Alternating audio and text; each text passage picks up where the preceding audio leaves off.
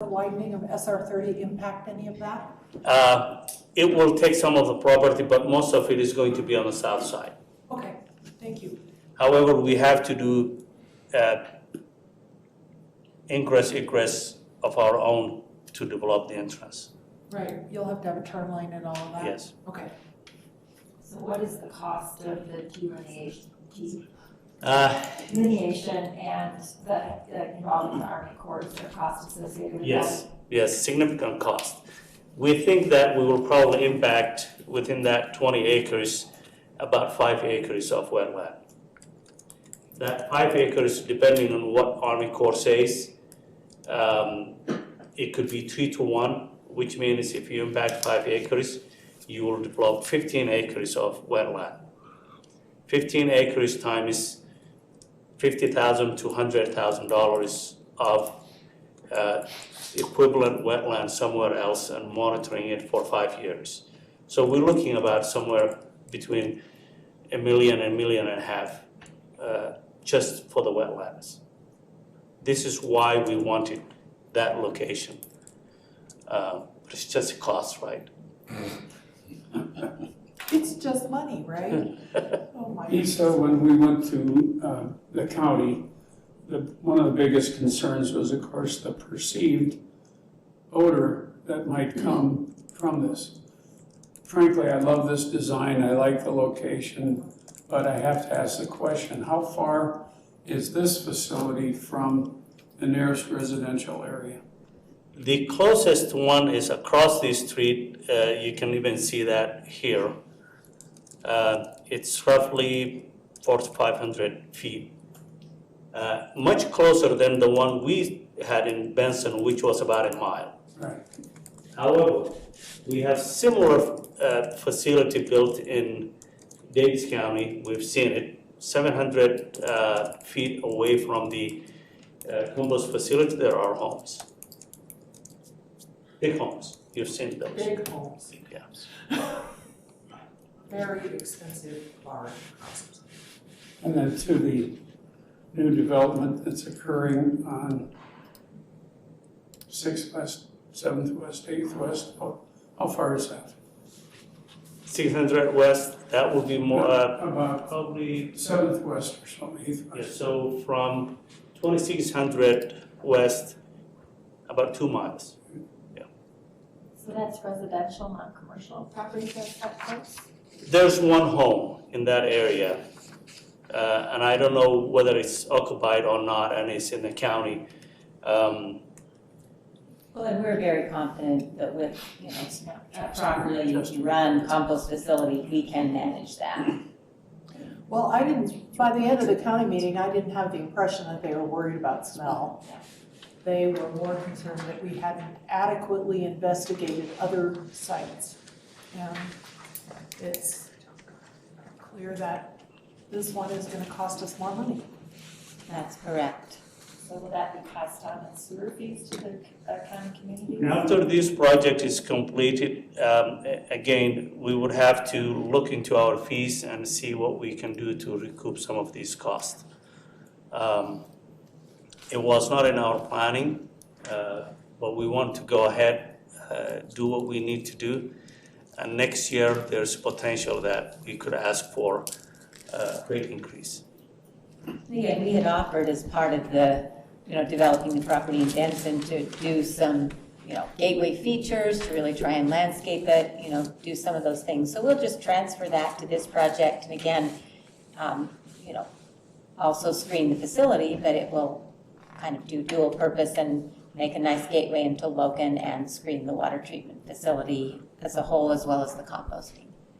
And so, Isa, when you build the second half of the sewer treatment plant, you'll remove the first two, shall we call them bays of biosolid? Yes, and that was another reason why we did not even wanted to consider this site.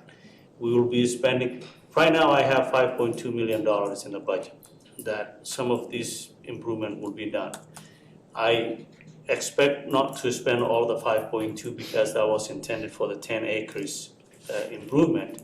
Right. But some of it will be spent on this 6.8 acre and it will be removed. We can use it for 10, maybe years or so, but after that, it will be removed. Okay. Well, I'm impressed that you made the best of a bad situation. On behalf of the county. Yeah, we're used to being kicked out.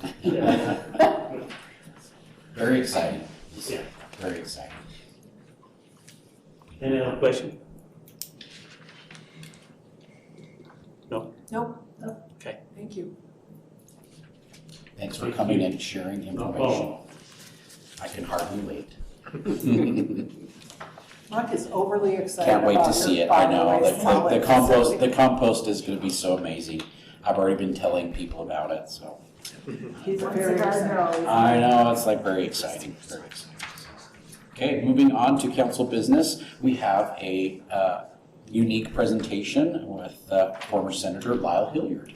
Please, about our state districting process. Thank you so much for coming and sharing your wealth of knowledge with us. Thank you. I really want to thank you, Mark, because I've been busy the last couple of days digging up my potatoes and replanting them because they didn't grow very well because of the dry. So I appreciate a chance to get away from my garden for just a minute. Listen, I was sitting down writing some notes. There's a button on the side, you don't think your microphone is on? And The base, it's not. The green light goes on. I can hear okay. it. Okay. I can hear it. When I sit down and write notes, I come knowing I've got a very limited time. And my wife smiles and she says, I tell you, you've got a strict time limit, because I could go on for days. And this has been really an interesting challenge. I was asked by President Adams of the Utah State Senate to serve on the commission on doing redistricting. To give you a little bit of history, that's Proposition 4, which barely passed the state of Utah and failed in Cache County. And so when I have people come to me and say how important it is, and I agree, it's important that we do redistricting in a way that's fair, and we try to handle it in a way, but this has been really an interesting challenge. My favorite is I usually get an email, a number of them, who say, you dirty rotten Republicans, you always gerrymander and you hurt us. But I want to make sure that I have a Democratic congressman. I think when there's 600,000 plus registered Republicans and less than 200,000 registered Democrats, it's kind of hard not to gerrymander to create a district for them to vote in. So one good thing is in our process, we will not ask voting records. We will not look at registration or anything like that. We're going to try to do it by we can on the numbers. Now, what does that really mean to you? Let me tell you, first of all, I personally support districts. I'll tell you why. I think when you're in a district, you can easier campaign on a person-to-person basis. People know who you are. They can call you, you mingle with them at the grocery store, church, or neighborhoods, or wherever you are, and I like that. But I think if you're going to move into that, it's much more difficult than you think it is. I think people sit back and think, well, that's very easy to draw the lines. 10 years ago, when we did redistricting, we had a very noted newspaper reporter for the Salt Lake Tribune who was just beating us up like crazy about how rotten we were and how unfair we were. And so we said, come on up. We'll give you all the computers, all the staff, you draft it. And after about a full day of it, he said, and the closest he got was 86% close. You have to be 99.9%. He was 86. And he said, this is impossible, and walked away. Because it really is difficult to do. And I tell people, we're going to put it out on a screen so you do your redistricting, but 2 rules. You have to follow the law, and you have to do the whole district. Because it's really easy for me to sit down and say, this is how I'll do Logan or Cache Valley. And I can do that, and that's fine. But how it works into the other places is very difficult. So with that, let me just say, and one thing I need to warn you about. As we look at this redistricting committee, we've decided we need at least 2 lawyers, and they're going to have staffs with them. One lawyer to look at redistricting and how you do that. Another, and I'll talk about that in a minute. The other one to look at the Voting Rights Act. And I'll give you an example. Here in Logan, I think we're pretty fair, and I like how the city council, but say, for example, And I'll just use for an example, 50,000 population of Logan.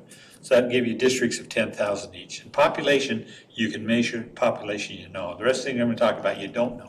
You can guess at them, and I'll give you some games to guess at it. But when you take population of 10,000, you could have an area of Logan. I'll pick on, for example, the university. I have a lot of university people live by me in Hillcrest. Say the community decides we don't want university people serving on this committee, on the city council. So we're going to vote at large, and even though in that district they could get enough votes to be elected, when the whole city votes for them, the city doesn't vote for them. And so you end up with the majority of people electing groups. And so in many districts on a national level, they have a minority district. Very simply, if you wanted to do it, and I'll pick on the African American problem there. They put all of them in one district, so they're like 99% African American, and then they have 55% white in the other area, so that they win, and the African Americans are never really adequately covered. And so you really have that potential issue when you have at-large elections. You can have all the people on the east side of Logan say, we don't want anybody from the west side of Logan to be on our city council. So when they run, even though in their district they would easily win because they understand that people like them, but because the majority of the vote on a large basis is from another area. And that's a risk. That's an issue I think you really need to look at, because that's one issue you have to handle that. Okay, let me talk about some of the challenges you have. Is number one, who would do the redistricting for you, set it up? Under the Utah Constitution, the legislature doesn't. So under Prop 4, our independent committee is supposed to come up with 3 different plans for the Congress, for the House and Senate, and for the state school board. We then send it to the legislature, they look at it, and they have to specifically say why they're going to vote for it or vote against it. And I could just give you some options to show you very easily. I can disagree with any of them, and you can disagree with them where you draw the line. For example, in northern Utah, we have not enough population in Box Elder, Cache, and Rich to have 2 Senate districts, but we have more than just one. And so if we take Rich and Cache and Box Elder, we have to pick up some other area to come in there to make a Senate district large enough to make 2 Senate districts. When I was first elected, we had Summit County. I had Camas, and I had Colville and Hennifer in my Senate district. And to get to them, I had to drive through Wyoming, or I had to drive through Brigham City, Ogden, 3 other Senate districts to get to them. But they were connected by property lines, so you could do it. We switched that around, and now they end up having part of Tooele County, which I guess you can drive the roads Box Elder and get to Tooele County, but as a practical matter, you go through Ogden, Davis, and Salt Lake to get there. Or you can take Ogden. And I tell you, when you talk about Ogden, we have one House seat that used to be Tooele. They moved it into Ogden, and the Ogden person won this last election. So if you're looking at the legislature and saying, boy, I want all the Aggies down there I can get, Box Elder County lost one of the representatives because it was elected from Weaver County. Now, I'm sure that delegate is going to be working hard because he understands he represents Box Elder County, but there's that kind of feeling. So it's really kind of difficult to do it. And who does it? You'll have to decide who does it and how you handle the process. Number 2, staff is very, very important. As I've said, we're going to have at least 2 attorney teams, one team on the Voting Rights Act, one on how you do actually redistricting. Plus you have staff, and they've got a lot of computer programs. We had one of our first meetings, and a city or county planner, Davis County, he explained what they did 10 years ago when they got through the reapportionment to look at the county map and redo the voting districts. Now, you don't have to have equal voting in voting districts, as you know. You can have different districts, different size, because they don't elect people on the council. But they found out, and they showed us, that the census lines went right down houses. You know, so people say, well, that's just, we'll just follow the census line. The census lines are all screwed up from what we have. And so you have to manipulate and go whichever way you're going to go on those. So the computer programs are good, but very expensive. and you need to have somebody who knows how to run them. When you couldn't work a thing, I just told Kevin, my story always is, ask my 5-year-old granddaughter. She'll come and show you how to run these, Tom. You won't have to worry about it anymore. So you're suggesting 5 years old should start the district? I can tell you that in cost. Now, the easiest thing to measure, and I say it this way, but it's not true, is population. I can count population. So if you have 50,000 people in your city and you have 10,000 in a district, that seems like fairly easy to count. But the thing that bothered me as I started getting into this, and I've never been on a redistricting committee before. 4 times it's been redistrict. I've always avoided it. I said, I got too much other things to do. But the problem gets to be, what about the people who don't vote? Now here in Logan, we have a lot of students. And I would want to count them in the census because they put pressure on Logan City for needs. You need to have that count in there, but most of them, my experience has been, if they are living in dorms, they vote home. They don't vote here. We have a senator who represents the Provo student housing area of his district. Usually to win a Senate seat, you need 20 to 25,000 votes. He usually wins with less than 10 because he has that count of all those students there, but they don't vote, and they vote home. And so you have other people who don't vote, children. And when you count the population in the census, you count children, they don't vote. We have people living here who may not be registered, may not be citizens, they can't vote, but we need their count because of the pressures that they put on the city and what we need for census. So it is not so easy to count how you do them. Now, when you talk about the laws that we have binding us, federal law says that our congressional districts cannot have a variation of more than 1%. Now, we're going to have 820,000 people per congressional district for the 4 districts we have. That means 8,200 people difference. And so when you start doing districts and trying to figure them out, Idaho did a rezoning and redistricting and came back 11% off, and they were struck down by the courts. You got to count within 1%. That's 8,000, and so for your 10,000 people, you've got to come up with, if it were 1%, you have to come up with 100 people in that district. And so it gets really kind of tight. And so people say, well, don't cut our neighborhood out. I'll give you a good example. I live up on Hillcrest. I have no idea how many people live up there, but I don't think 10,000 do. So what do you take Hillcrest and what do you join with them? You take the island area, bring that up and put them together. You take down off the hill where the students live in that area, you put that with the Hillcrest. What do you do with Cliffside? Well, Cliffside, if you put them with the island area, they have to drive down off the hill, over the river, and up into there. And one of the criteria is you honor natural boundaries, rivers, roads, streets, and things like that. And so, as you start looking at this, what is the community of interest that you have to play? That's a pretty subjective kind of a thing. And so when you start thinking those ideas, you're going to put them together, you need to kind of figure out how that comes and keeps your population. Now for the legislative district, it's 10%. And so you can have up to 10% difference in legislative seats, not the Congress. Congress is 1%. And so again, I'll take, if there's 50,000 seats in a congressional seat, and that's about what it's going to be, the 10% it goes 5% either way. So you could have 55,000 in a district or 45. You couldn't have 40 or 60. The 10% is 5% on each side of your measure, is where you are. And so, again, these become really challenging things to do that. I think the other things that we look at is natural boundaries. We look at those people come together. Now, I'm going to share, I'm going longer than I really wanted to go. I want to make just 2 other points to you. Number one is, how do you do it on a fairness? One of the problems you have when you have districts is people that advocate and protect their district. But somebody has to step and say, wait a minute, I love the Lindstrom Park, but nobody's down here speaking for the river park down in the golf course. We need somebody to help those people in there, or this area of Bridgerland.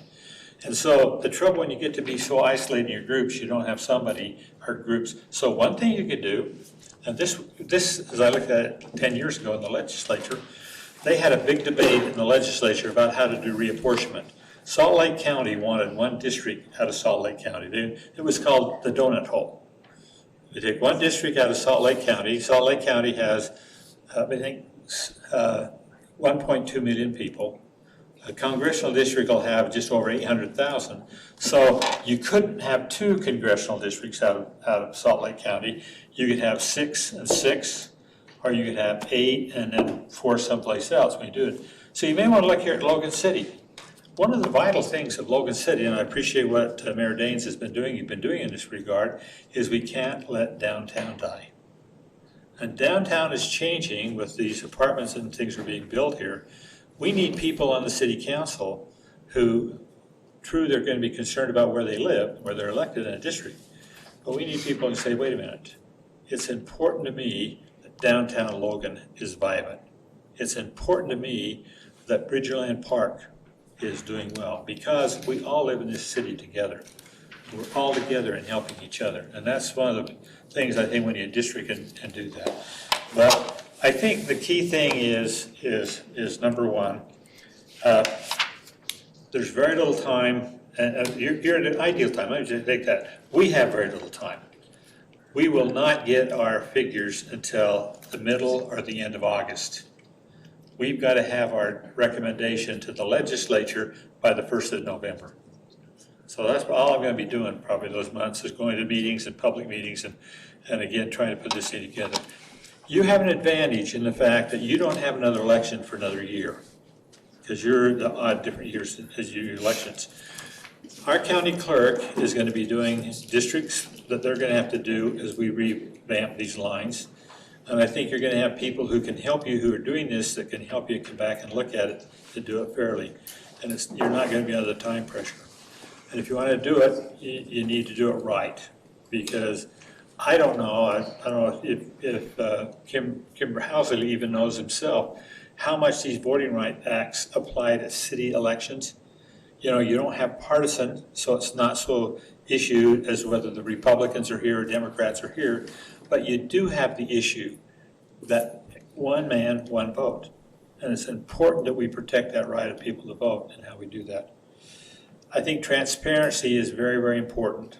And when we get our website up, which we hope we'll have in a couple of weeks, we're going to let people put in their plans. And again, I say, do the whole district, don't do just your little district, and follow the law. Come within that 1% and see if you can do it and do it. The remarkable thing, 10 years ago, someone from Logan on that computer program designed a reapportionment for the state school board, the 15 seats. The legislature looked at that and said, that's a great idea, and they adopted it. So that one was done by someone here in Logan who worked with the computers and went through the program and did that. So get public involvement in it, public thinking about it. But again, the problem you get to be is, what in the world is a community of interest? And that's what you have to try to do when you do your lines. And so your population. And be prepared to spend money. Don't think it's going to be done cheaply or you're going to do it quickly, because there's some obvious issues. I don't know if any of you have thought about the issue that I just raised about being all elected at large. What about this group of people who ought to have a representative on the council, but just can't get it because the majority of the voters would vote for somebody else? And so I think that's important to keep in mind, that the strength of the city council, in my view, or legislature or anything else, is different views. And I found just because people have the same political party, they don't necessarily have the same views. But it's important that everyone has views and expresses them and be able to work them into what you want to do. If I'm still alive and November when we finish this thing, I'll be glad to come back and give you a report how we did. But again, like I said, I can take any plan you want to look at. Let me share this with you because I think it drives it home. When the reapportionment committee finished their recommendation, I sat down and looked at it. And they had taken my Senate district and they had divided Nibley in half. North half of Nibley was in my Senate district, the south half was in Pete Knutson's. Because again, Cache County with Rich County is too large for one senatorial district. We have to take part of our county and give it to Box Elder County to balance them out. So Senator Knudsen and I got together and we talked about it, and so we decided he would take all of Nibley, and I would take Mendon, Petersboro, and Benson. So they're now on that. Made sense, I think, to everybody to do it that way. Jill Zollinger, who followed this is really great. She called me the next day and she said, Senator, what do you do about these 4 families that live between Nibley and Millville? What district do they go into? I said, you gotta be kidding. She said, no. We want to make sure on this division we do it as much as we can. There's a lot of complaint about 10 years ago and how we did it, and again, they did the pizza. They said every legislator needs to be worried about rural Utah and urban Utah. If you have somebody just from Salt Lake, the likelihood they're not going to be so concerned about the things going on in the desert or the mountains or there. And so that was, and I disagreed at first, and as I got into it, I really agreed with them. I think we need legislators that are not Democrats or Republicans, but are Utahns. And I'm a strong advocate in our meetings of having that kind of mixture again in those, because the community of interest, we can define that all we want, but population. And our population came, that Rob Bishop's district had 1 more in the vote than the other 3. And I was told by our staff that there was thoughts of suing, and the attorneys who do all this say, when they're that close number, it's not going to do you any good to sue, because the population is really an important criteria. And you can talk about this line and that line, but the courts are not going to spend time saying the line should have been on 3rd East instead of 2nd East and those kinds of things. But population becomes the driving factor when you do it. And again, it's not easy, because when you start talking about where you draw lines, you're going to have lines drawn that people are not going to like. I'm done. Thank you, Senator Hilliard. Former Senator Hilliard. Anyone have any questions for Lyle? So you said at the state level, it's ultimately up to the state legislature to approve. So would your recommendation be that comparably then here it would be the city council that would approve whatever districting plans were brought forward? You know, Kimber would have to answer that directly for me, but I'm pretty sure you would have to adopt it by here. And I don't think you have the restrictions on you about the party issues because you're nonpartisan. But the population and the community of interest, and making sure that people in groups, sizable recognized groups, have some say in the electability of people. I think that's not written down. You don't really see that. When you see the litigation, that's the concern that the courts have, is you may have a sizable minority in your community who, because of whatever factor, they can never elect somebody on the city council because you all run at large. But Senator Hilliard, can you speak to, if you divide blindly by population, blindly being population is your divining, your divining rod, so to speak, you're going to come up with districts where there is a high voting propensity, so more than the average number of people vote. And you're going to have areas where far fewer than the average vote. So if you say that one area is deciding where the people are coming from, couldn't the other area, just by increasing voting participation, would make an incredible difference in the outcome of any election, correct? It could, but you can't take that into criteria because it may change each year. You can have a Romney running and things change different than when a Trump's running. And and again, that's one of the first questions I raised at our first meeting. I said, to me, if we're going to really do one man, one vote, we ought to look at the voting and whose votes. But you have students here at Utah State who probably vote at home who can vote here. They can decide tomorrow to vote here and register and vote here instead. And how do you really count that? So the counting. One of the challenges you have in Logan is that the students are everywhere. They're not concentrated in one area at all. There probably are the most diverse area of interest. Most dispersed, I should say. But anyway. But if you decide you want to go with this, I'll be more than happy to recommend names and people that could help you with this thing. But again, I think it's important for all of us to understand. I mean, I look at myself and I think I'm like typical. And one of the things I used to really enjoy about the opening session of every morning of the Senate is we'd have somebody give a prayer. And I'd hear Hindu, I'd hear Native American, I'd hear Methodist, I'd hear Catholic, Jewish, I'd hear all that stuff. And to me, it was a reminder to me that I represent a diverse group. Not everybody's like me.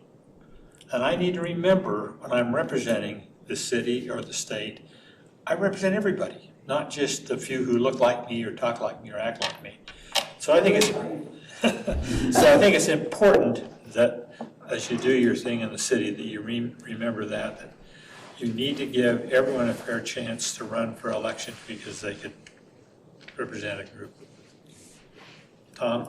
Yeah, one other question with regard to what Jeannie was saying. The students are all over. Well, you know, we are concerned about ethnic groups. And let's just, I'm Danish, so we're concerned about the Danes. But the Danes live all over the place. So you can't divide a district to try to include the Danes. You know what I'm saying? And it could be the same for Hispanic or Black or Native American. Is that correct? That's correct, but there are certain groups that are protected. And a group like Native Americans are protected. African Americans are protected if they're in a sizable enough group to be represented. I mean, I can go to the Supreme Court decisions, that's what they tell you. So you have to be protected, concerned when you do those type of things that you're inclusive. But if they're not in a geographically cohesive area, how do you do that? Well, you just make sure when you draw the lines, you don't draw them out. Okay. And that's always that quandary, because if you have a percentage of population across the city at large, that group across the whole city could vote to elect a candidate that resembles them in one area of interest versus in a geographic interest. So that's the flip side of the at large versus the district, when you don't have a geographic community of interest where community of interest is evenly dispersed. And I know that's one thing that the committee looked at, is how does our population fall out in the city of Logan, and we really don't have any clear communities of interest by geography. And that's one of the things I struggle with this, so. That's good. Yeah. Well, these are things you think about, things you try to handle and you try to do. None of us are perfect, and things should change. I see these buildings going down in downtown Salt Lake right now, and I see building here in downtown. It's changing. 10 years from now, this whole population may be a totally different thing that we're talking about right now. So, but I think as long as you're doing it for the right reason, to make sure everybody feels a part of what we're doing and a part of the solution to make this a better place to live. And I think you've done a great job. I mean, I'm proud to say I'm from Logan. And we're proud to say you're from Logan too. You've given us a lot to think about, so thank you so much for sharing your time and expertise with us. Okay, thank you. I'll go get my potatoes There replanted. you go. Good luck. Don't send us a bill. And be safe walking along 1600. I see you out there motoring, and I'm always like, that looks like Senator Hilliard. I hope he's being safe on the road there. I only walk because it feels so good to quit. It feels so good to get home and take that shower. It's worth the day. See ya. Thank you so much. All right, thank you. Vice Chair Simmons, do we have an update with the Planning Commission? My computer went dark. Hold on a second. Yes, I was not at Planning Commission, but Russ was kind enough to send me the minutes, and I knew what they were talking about, so I will just go through it real quickly for you. Hold on a second. Got the wrong one. Hold on. I know that they talked about Mill Creek, and they approved the second phase of Mill Creek pending the approval and agreement of the canal companies. That's a hurdle that still has to be jumped over.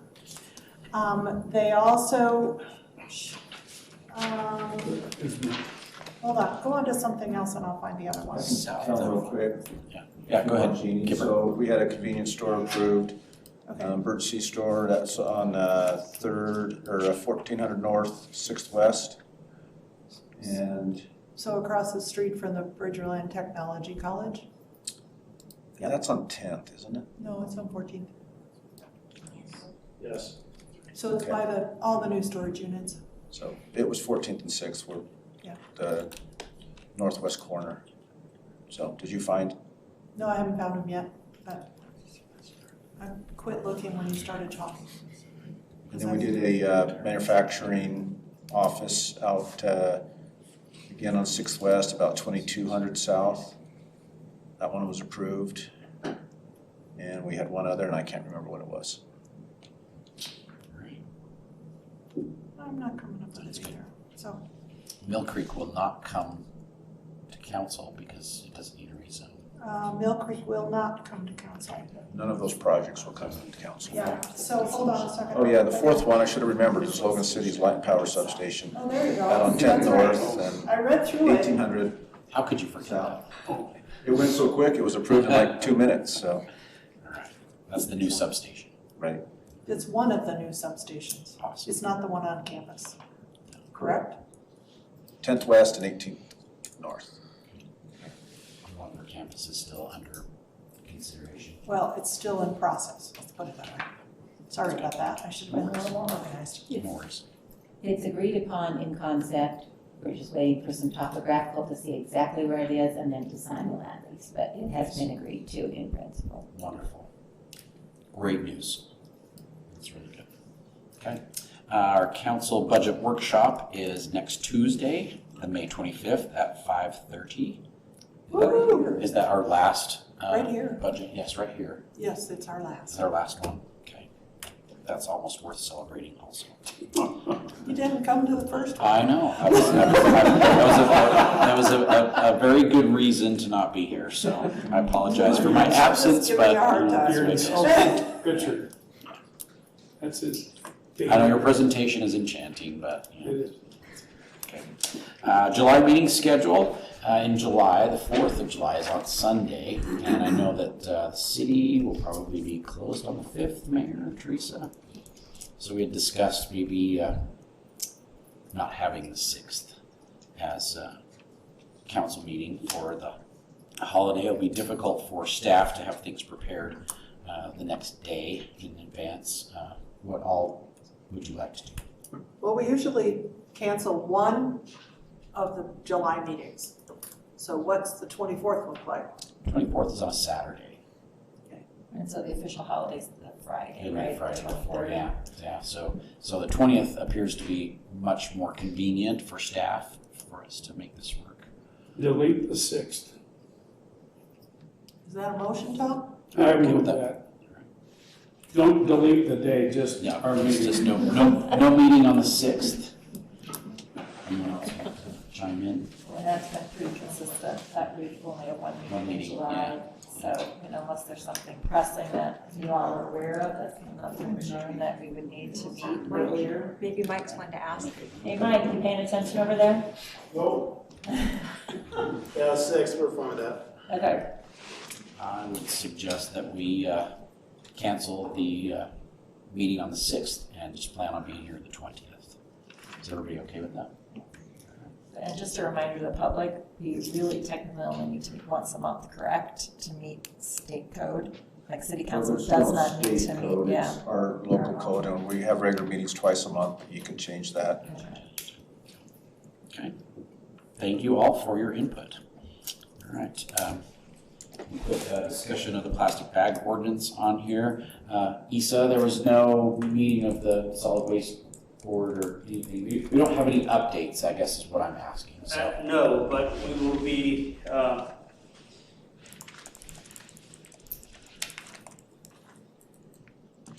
I'll ask for a meeting in the next few weeks of the Solid Waste Advisory Board to have a discussion about plastic bag. We have a number of new mayors in the Solid Waste Advisory Board now. Some of the other mayors are no longer serving, so I may have to go back and re-educate and do what we need to do to get approval from them. Hopefully, before or around January, we should have an approved solid waste, management plan. So you don't have to adopt the ordinance. That's my hope. My question when we met 2 weeks ago was when did we And- push that back out to when it was And January? Teresa checked on that, and we said January January of 2020. of 2022. So we have some time, but the sooner the better. Yep. Thank you. Thank you, Lisa, for the update. All right. Let's move on to our action items. Mike, continuation from May 4th of our public hearing. Any advancements? Yes. Yes. And I can go through just a brief, if you want me to go through a brief presentation on this, I can. I'll take 30 seconds or 30 seconds is perfect. Okay, so this is the Campbell Legacy annexation. This, you all heard this a few months ago, and then it got deferred because we had a protest from Nibley. That got decided on May 6th. They denied Nibley's request, and so now it's obviously back to you guys for a decision. Just briefly, it's 37.45 acres off of 8th West, just on the north side of 2200 South. But FLUP has it multifamily. This shows you a context of what the area around it. It's multifamily to the west, commercial, industrial to the north, and then also single-family, multifamily.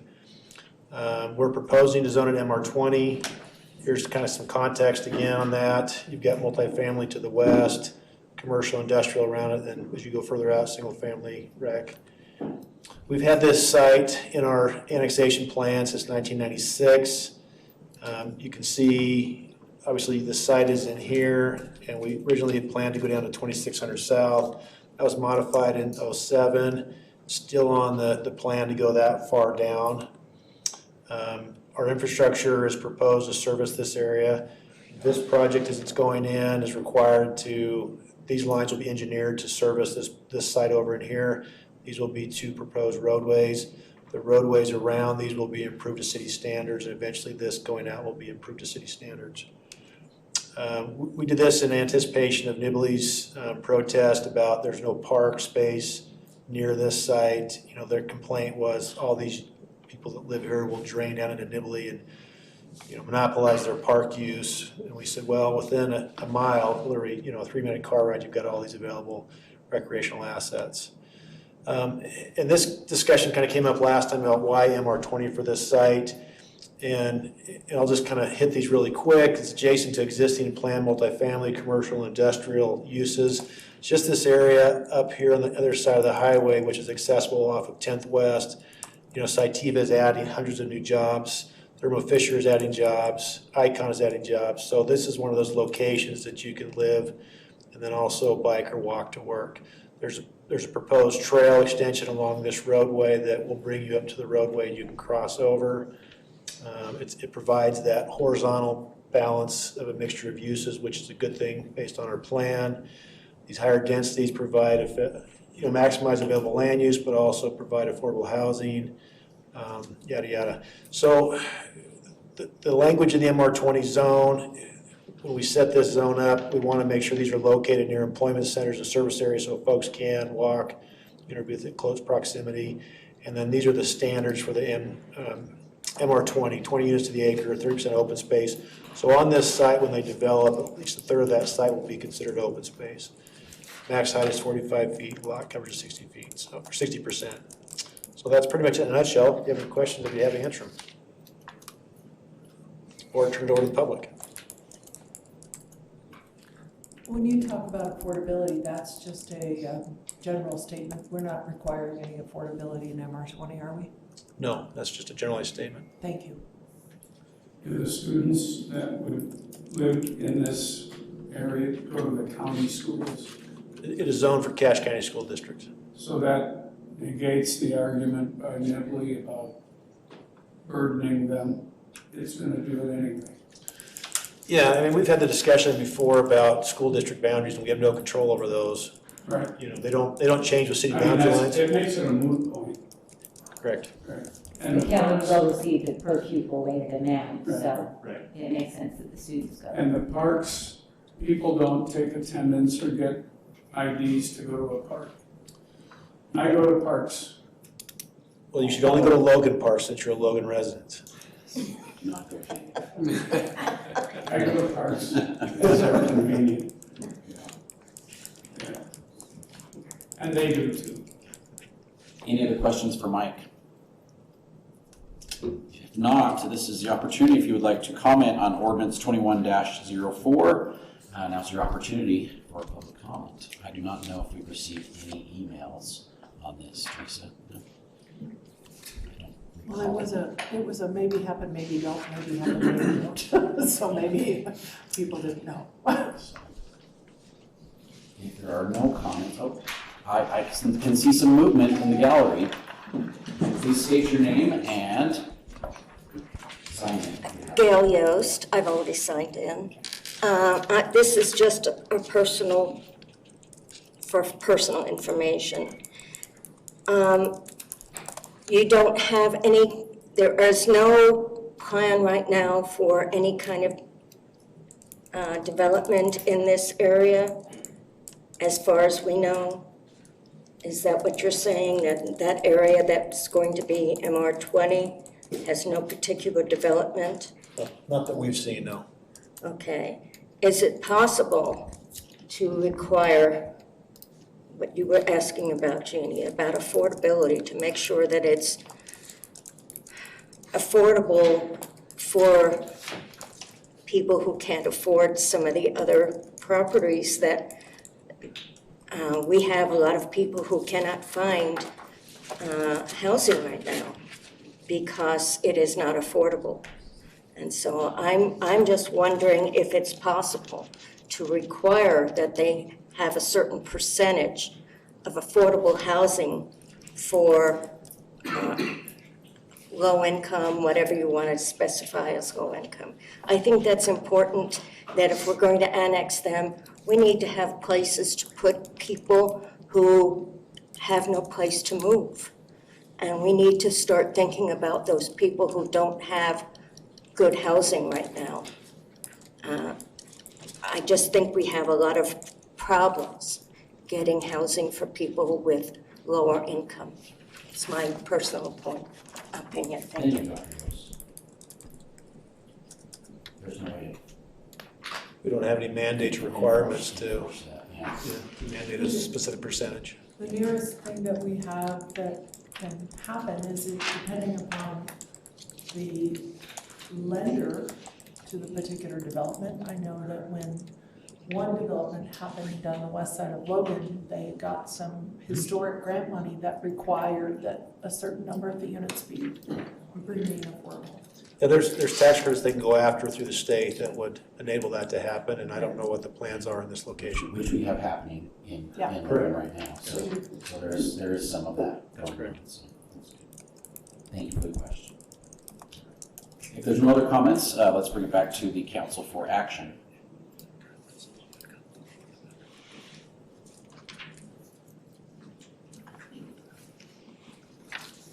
I would move acceptance of ordinance 21-04. And I will second that, I was just about to go. Good I've taken the route. time. Better be quick. Ordinance 21-04 has been moved and seconded. Any discussion? I'm glad we can provide services. Yeah, yes, we can provide services, that's good. All those in favor, please say aye. Aye. Any opposed? Ordinance is approved. Let's move on to ordinance 21-10. And I'll say publicly before we're done, please tell the planning commission that we did this, Okay. so they really know. They get notified of all these things through a monthly report. I know, Yeah. but just make sure that they really know. Knock on their door and send them a Christmas card. Yeah, something like that. Before Christmas, please. I expect you to personally knock on everyone's door. And Mike, it sounds like you are taking Russ's place since he has a significant event today. He's So at state soccer. His son is on Ridgeview. Yeah. They're playing Tooele, I think. Yeah, so it's very painful when he said, like, asked us to say, go Ridgeline. I was like, I can't, I gotta choke on those words, I'm sorry. We'll just root for Holly Jr. How's that? Yeah, exactly. So yeah, you get the B team tonight, so there you go. please, go ahead. So this is ordinance 2110, again, it's another public hearing. This is 2.07 acres on the west side of 100 West, just west of the Adams project that is just about complete on the south side of the river. The FLUP is, future land use plan map shows it as a mixed-use center. The proposed zoning, or the current zoning is MR20, and the proposed zoning is to go to MR30. It's floodplain is below it, so there's no flooding issues. This site is this site right here, and when you originally saw this, what it's been about a year and a half, 2 years, it was all under this combined parcel. The owners at that time chose to segregate that out, probably for lending purposes for this bigger site. The Planning Commission looked at this in April, 6-1. Approval of it. The zoning history is it's been commercial since the 70s. Used to be all this equipment.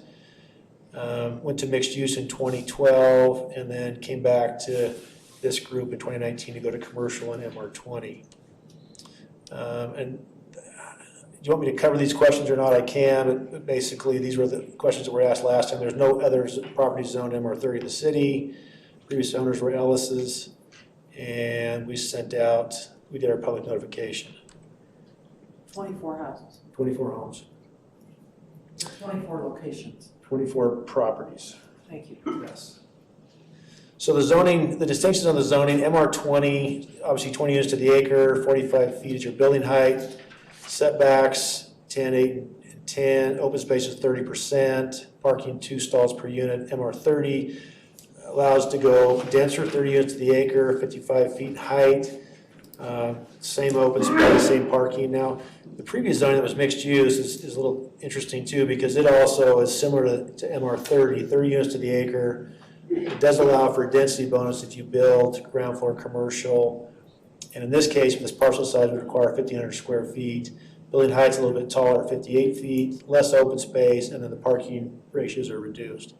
So again, the proposal is to go to MR30, and when you look at the location, the context of this, obviously across the river you've got single family, but around it you've got a lot of job generation going on. This building across the main street, obviously you've got Riverwoods, and that has the same kind of concept. Well, horizontal mixed use, you've got apartments next to some commercial. This is similar to that. So I'd be happy to answer any questions. Any questions for Mike? I think Russ did a really good job explaining it last time too. That's why we don't have any extra questions. Isn't this, what's the parking ratio? 2-1. 2-1. 1. Okay, if there's no questions, let's open this up for public comment. If anyone has a comment or question about ordinance 21-10, now's your opportunity. State your name and make sure you've signed in, please. Good evening, I'm Michael Jewell. I'm helping Craig, and we're joined by John White tonight, working on this project.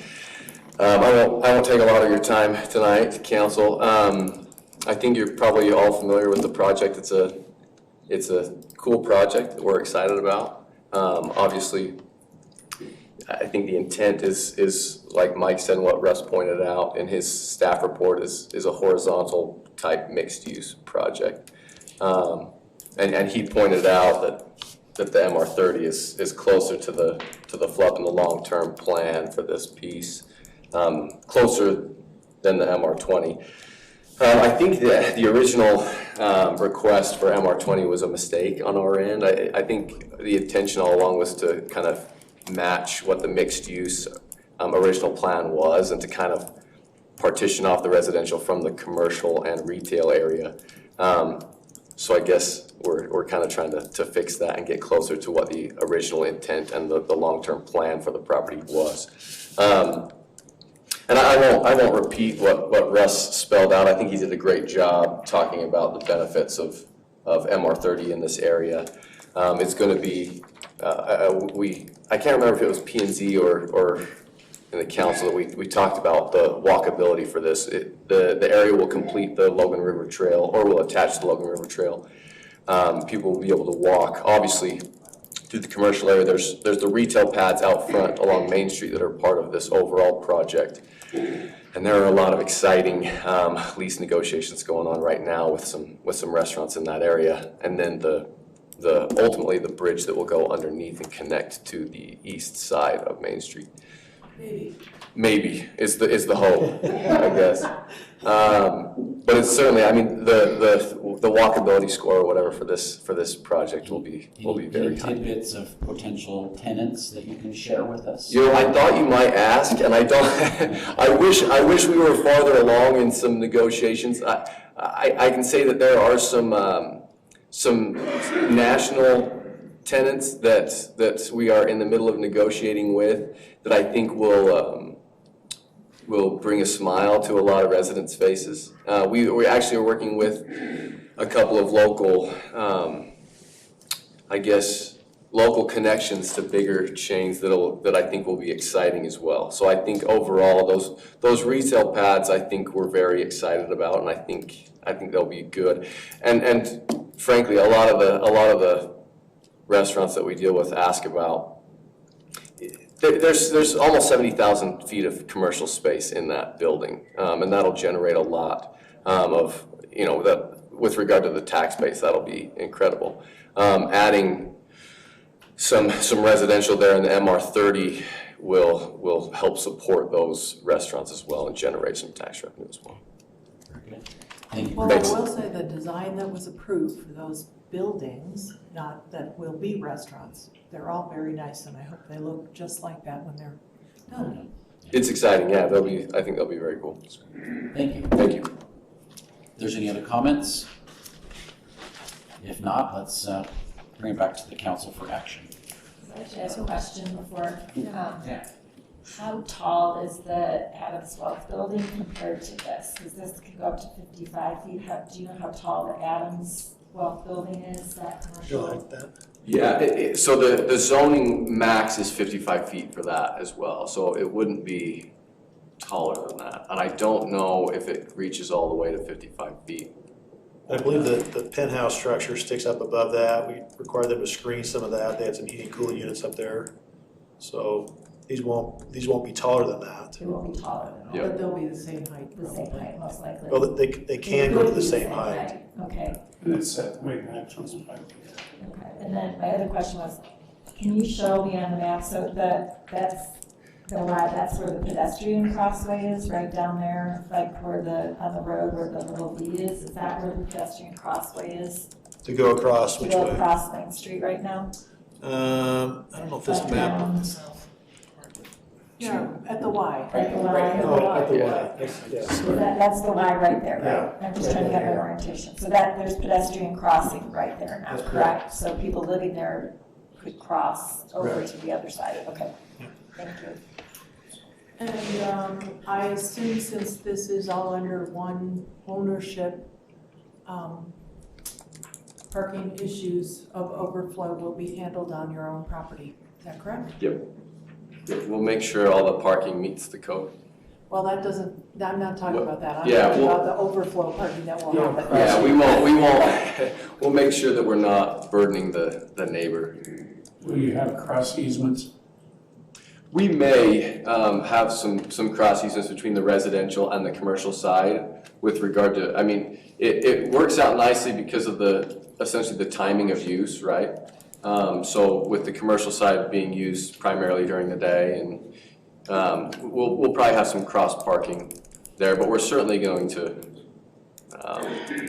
parking always drives the question, right? So we'll create as much. Well, depending on the size of the units, 2 spots may or may not be adequate, Sure. depending on how it's rented. And so I would assume that you would have parking on site for the project, but then you could have overflow in your parking. Correct, yep.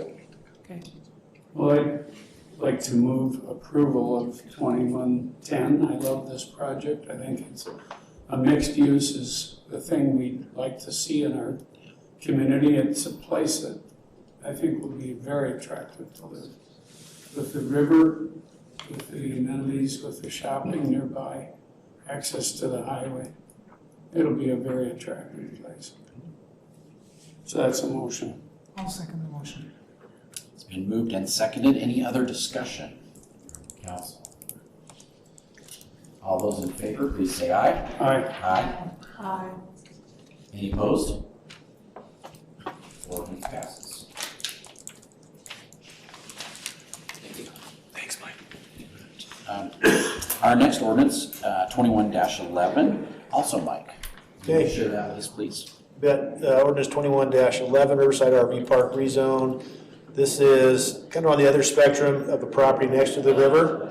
4.78 acres off of 1700 South. This is on the southern side of 8991. And it's got an existing RV park in there currently, and it's south of Country Manor. The FLUP has it designated as recreational, the zoning is rec. The proposal is to go from rec to MR20. And here's a copy of the 2011 floodplain map that shows this site, majority of it within the 100-year floodplain. This gives you context of where it's at. You've got some industrial on the south side, you've got train tracks on the west side, city recreational facilities on the east side, and then residential to the north. And it was recommended denial by Planning Commission 6-1. And we had one comment from the current owner. It's been zoned R3 in 85, C2, which is a commercial zone in 89, and then it was zoned rec in 2000. And there, we have a permitted park in there, 20 sites. I don't know if you want me to go through these questions or not. Floodplain map was adopted in 2011. We have a current map that's being reworked now that may change that floodplain to include more of it in the floodway. Typical density of townhome project obviously varies based on the project. So the recreation zone allows for RV parks, cell towers, utilities, governmental things like golf courses, storage yard recycling. So this could be a recycling center as well. Lucky us. RV park, the rec, there's no residential density that's permitted. The MR20 allows 20 units per the acre, obviously with 45 feet height, some open space. And really what it comes down to is what's the highest and best use of the property, given that the floodplain and the floodway is on the site. So if you build there, you've got to mitigate for those impacts. And it's not just as simple as building something on stilts. It's if you put a spadeful of dirt here, where does that floodwater go to here? And you have to mitigate for that. So it'll be a challenge to build on that site. So that's our biggest concern is the floodplain. That's correct. And that's one reason why the Planning Commission recommended denial. So happy to answer your questions. Okay. I guess I'll remake my comment is that if You're you, gonna talk about stilts again. I will. And you'll enjoy it. Thanks. You've done some extra research. Tom. Well, I thought about this. I mean, if you said no floodplains can have housing, and most of South Carolina and Georgia would not have housing. I mean, I spent a while back time down there, and you go for miles with buildings that are mitigated. So if the reason to not zone it is floodplain, I would say you could zone it to do that and let engineering and planning deal with it, whether they can mitigate it with berms. I mean, that's an engineering issue, that's not a zoning issue. Or you could do stilts, and stilts are a common way of building, but you know, if you don't like it for some other reason, I just have a real trouble saying you can't zone it if it can be mitigated, and it can be mitigated. Yeah, and that's the same discussion we had about the project on 10th West, was look at the technical issues of the subdivision, and then the floodplain issues will work themselves through their own process. So really, if you take the floodplain out of this discussion, then the question is this site appropriate for multifamily housing, given where it's located? And that's really the crux of Yeah, the if you take conversation. it out, then is it still? And planning commission approved that project and denied this one, so there clearly were different distinctions to that than just the That's correct. zoning. Well, but in fairness, the planning commission didn't zone that. It was already zoned when single-family residential, when it went to planning commission. So this, now is the legislative decision. You gotta decide what's the appropriate zone. Once you decide what that zone is, then you've gotta live with whatever that zone allows. The discretion is then gone. If they meet the code, they can develop. And, I mean, we mentioned this last time, but Country Manor, Jeannie brought that up. Country Manor built basements. They built fixed buildings in a floodplain. It was poorly, it never should have happened. It never should have happened. This you can handle, you gotta, This we can handle, we can put higher density than Country Manor and we'll handle it, right? no, I'm saying if you put, On the same kind of ground. if you wipe Country Manor out and people build something on a stilt, it works. You may not like stilts, well, don't live there. That's next to the ocean. I'm saying you can build on a floodplain. I mean, you got two factories just south of there. Can you go back to this current zone? Map on there? That's the floodplain That's the map. floodplain there. Getting there. So the purple's industrial. Yeah, the purple on the south side is industrial, the yellow above is single family or NR6, The red's commercial. red is commercial, and then the green is recreation. What can we agree on as a council about this ought to be? Well, maybe we should have the I public don't- hearing first. I'm Before we just start throwing discussing some it. ideas out there. Yeah. Vice council. You're so squirty. Okay, any other comments? Okay. Now's your opportunity for ordinance 21-11 for public comment. Anyone would like to comment? Now's your opportunity.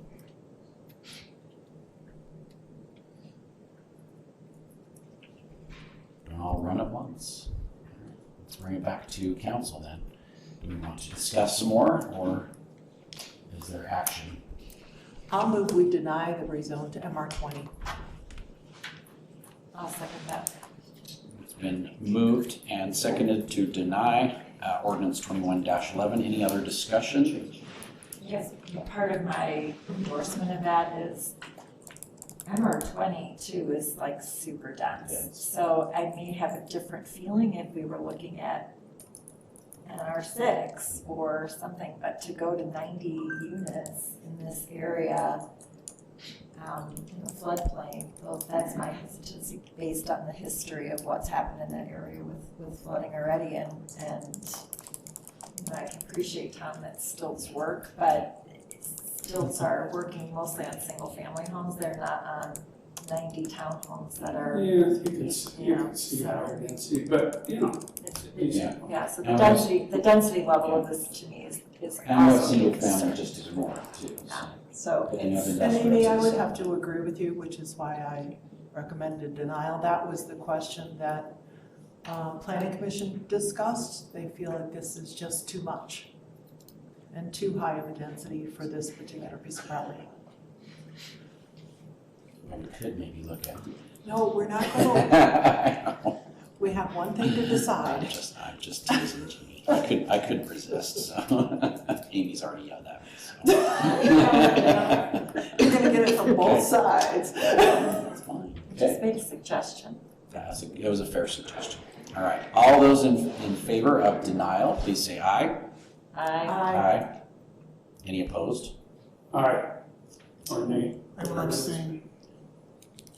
You said I will abstain. abstain. Okay. So it has abstained, yes. So Ernesto abstained. So ordinance has been denied. 21-11.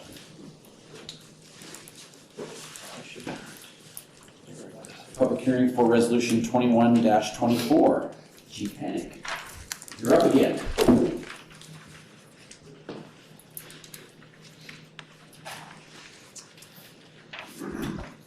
I don't have any further comment about this unless you guys have questions. The fireworks restriction area is the same as it has been in the past. We're just required to each year present it to council, and you are required to vote on it. So unless you have questions, I don't have any further comments. Pretty straightforward, I think, so.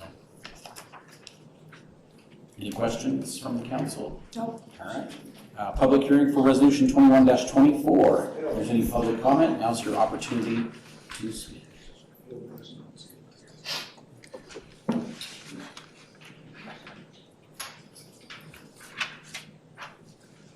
Again, this is a personal opinion.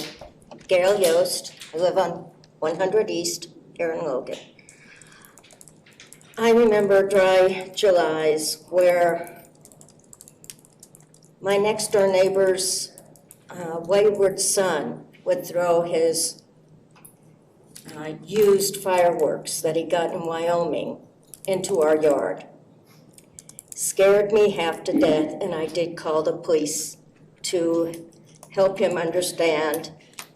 His father, in fact, was very pleased that I called the police because he needed to learn from an authority figure that this was incorrect.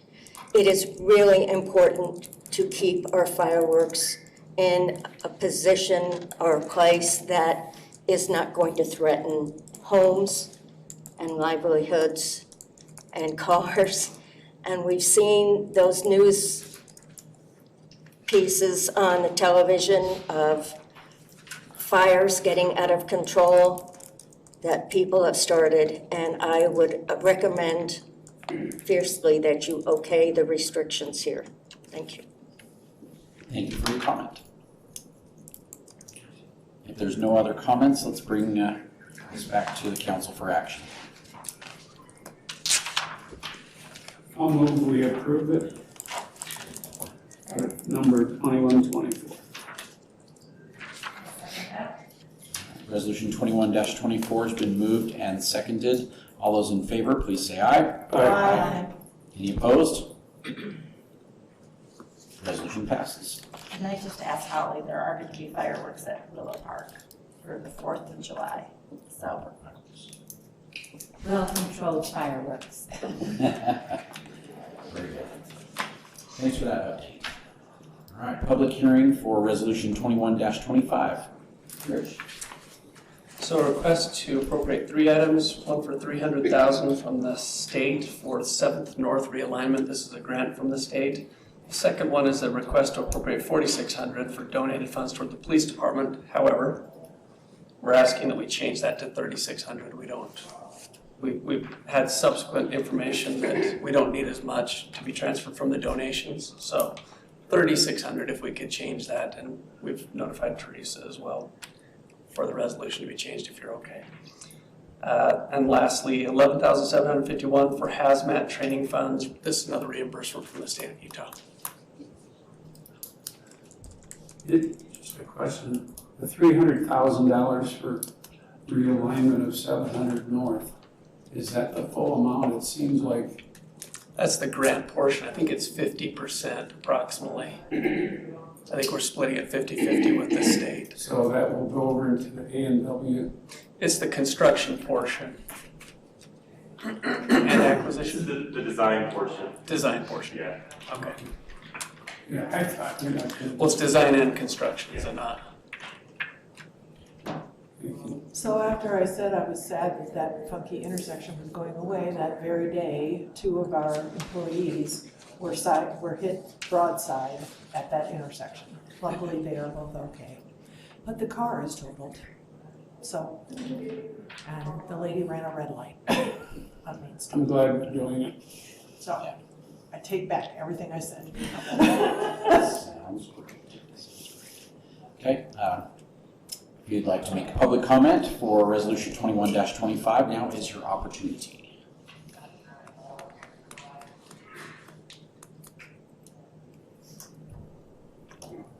Not seeing any comment, let's bring it back to the council for action. I move we approve resolution 21-25. Second. Resolution 21-25 has been moved and seconded. All those in favor, please say aye. Aye. Any opposed? Resolution passes. Public hearing for resolution 21-26. Chief Hennick, you're up again. And on this, I just comment that, given the amount of public comment we've received, I'd certainly recommend that we take more time to look at this issue. But again, I think Chief has a presentation that will help people understand the parameters that we're working with. And again, we can take some more time to deal with this. But are the mics working for those in the audience? Okay, I guess it's just my ears. Go ahead, Chief. So council, I know there's been a lot of discussion about this, and so, we just kind of want to go through a little bit of the project and really how we got here. If some of you may remember, I know you were part of the council back in 2018, shortly after I got here, and we had a discussion about, the station being an older structure that had some issues. At the time, we were reviewing the roof needed to be replaced, our bathrooms needed to be upgraded. This screen. Yeah. Can you hear me now? No, Video. screen. Oh, sorry. Let's see if you're as magical as Isa. Yeah. Ask Isa how to do it. Uh-oh. You didn't get it so far. Oh, there we go. There you go. There you go. There it is. So am I as good as Isa? Yeah, you learned something new today too. A little slower, but. Well, thanks. Those are two. Boy, you're getting hammered today. It's not the first today. So in discussion, obviously with our building, some of the issues that we're dealing with, I think at the time to replace the roof was well over $100,000. There's a lot of issues with our station. For energy efficiency, we don't have quarters for some of our female firefighters, separation between males and females. And then the most, the biggest concern, and something the mayor shared with you, is the seismic concerns.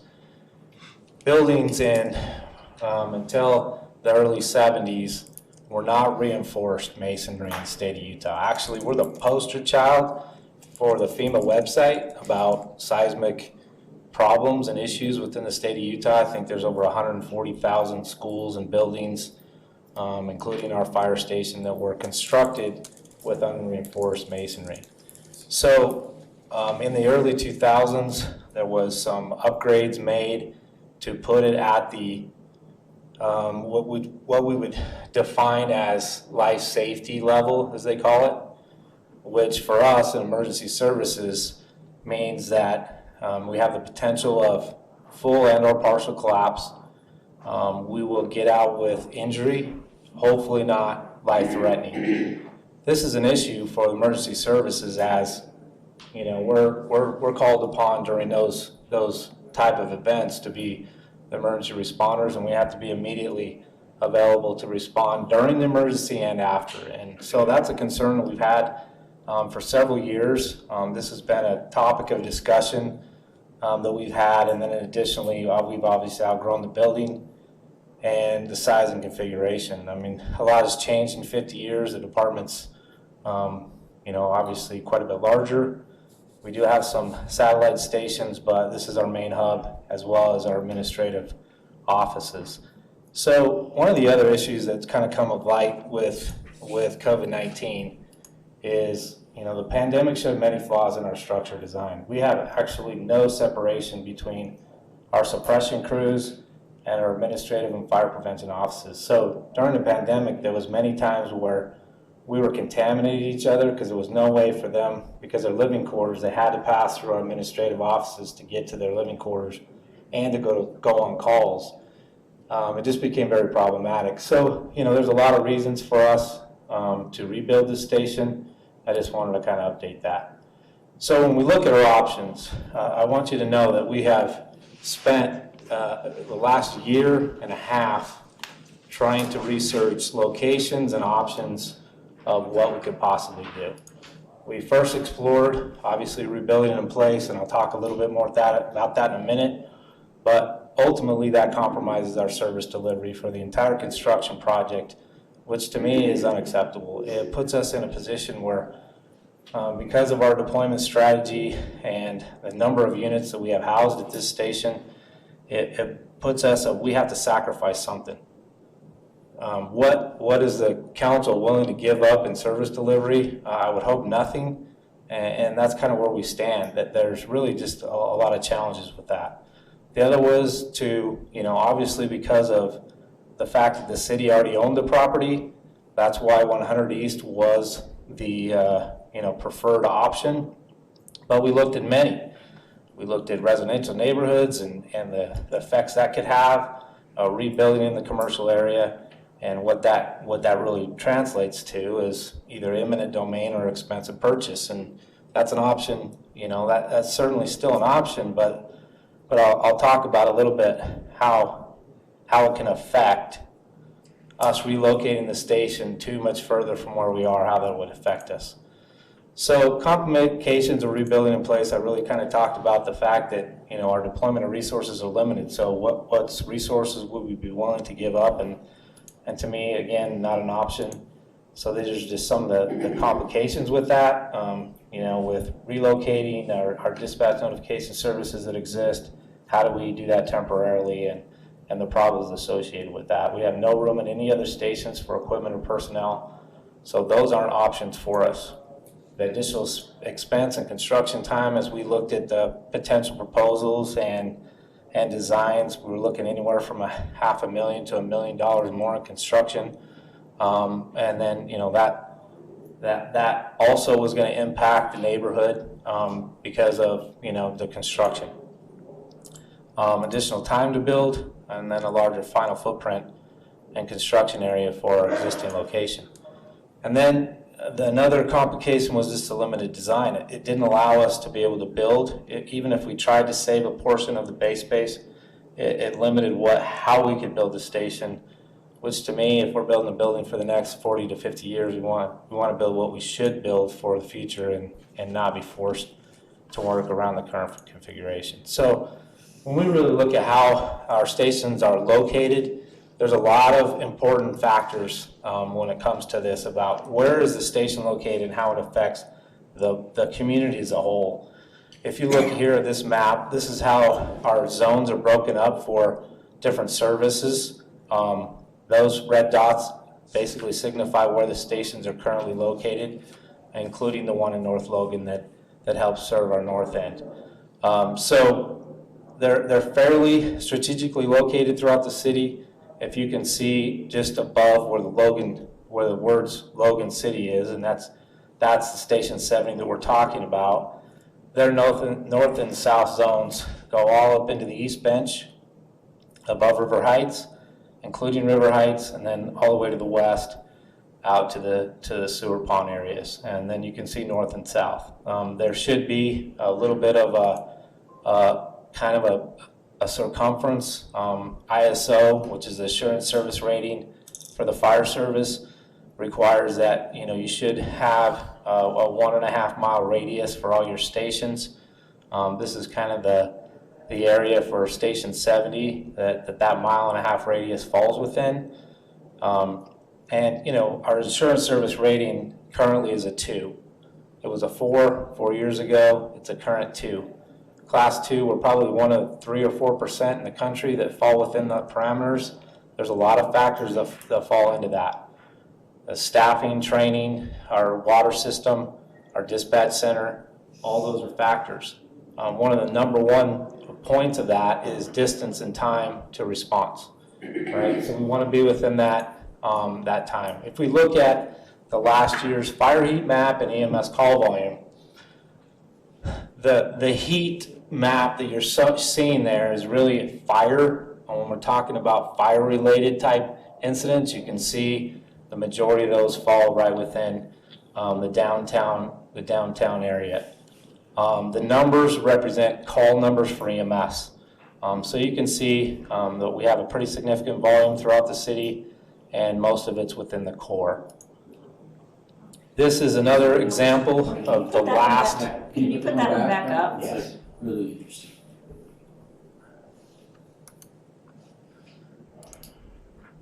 Because it's hard to read, I'm sure I can't read those numbers there. The reason why the 1,400 up above is because the hospital falls within those. We do about inter-facility transfers. Okay. So about 1,000 of that 1,400 is, and that's why that number is a little bit skewed. But you can see the high volume area is right where the station's at. Is that because of commercial? Commercial, and it's the main thoroughfare through the city. So there's a lot of activity. You know, it's a dense. Accidents where you have to go. Well, it's densely populated, right? I mean, that's just a high volume. Our downtown corridor in most cities, that is the highest volume because it's where all your businesses are, it's where all your foot traffic is, it's where most of your density within the city as far as housing goes. If there's a traffic collision, is that counted as one? Yes, that's counted as one incident. Okay. Thank you. You're welcome. This is another, just a different way of viewing activity within the city. As you can see, that's the city limits in red on the left. Providence and North Logan and River Heights are 3 cities we contract with and cover. On the right is the activity just January through May. Each dot represents an address, not necessarily an incident, because one dot could represent 300 plus incidents. But for the most part, it just goes to show the general activity that happens throughout, just since January of this year, throughout the city. This is another example of the zones, the 1.5 mile radius over the top of each one of our stations. 73 is not staffed, and so we only staff it when we have an airplane come in. So it's really not technically our station, nor is it ever staffed. But this is kind of gives you an idea of the 1.5 mile radius and responses, that 1.5 mile buffer that we basically look to fall within for station location. These two on the left are the activity for station 70 only. As you can see, where we're currently located, and you can't see the station anymore because it's covered up by activity, but it falls right in the center of that. That's a good thing. That really just kind of shows us that our station is right where the activity is. The thing I caution about us potentially moving locations is if you move, you know, a minute, 2 minutes, 3 or 4 blocks, one direction or the other, then you're going to increase your distance to that opposite direction, right? Response times are critical. We have an average response time of probably 4 to 6 minutes to anywhere in that general for the majority of our calls throughout the city because of our station location and distance to the activity. So that's a critical factor in the deciding where stations should be, and when you change them, you could change that dramatically. When we look at this, that kind of puts us in a very narrow footprint of where we could potentially put the fire station. Depicted on here, obviously, City Hall, where Station 70 is, and then the main thoroughfare through the city, whether it be via the 91, the 89, or the 30. We really should be within that. Even as far as I'm showing on the north side, it's probably pushing it a little bit. We do feel like we're as far south as we possibly should be. But you know, when you really look at that area, there's a lot of commercial in there, which means high dollar, right? And so when we were looking at this decision, stations that are located to best serve the community based on call volume, high-risk occupancy, response times, and geographical distance. This is really critical. As I researched, which is, you know, a big portion of what my job is to be the expert, right?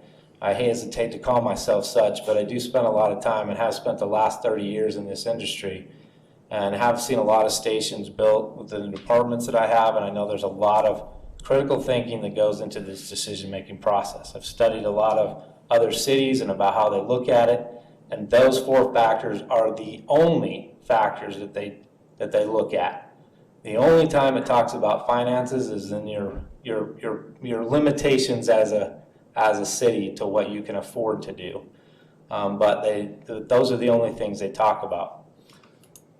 So, this was a concept designed to put this on 100 East and Federal, and it was really because it was the most cost effective and the least impact on responses for the city of Logan for Station 70.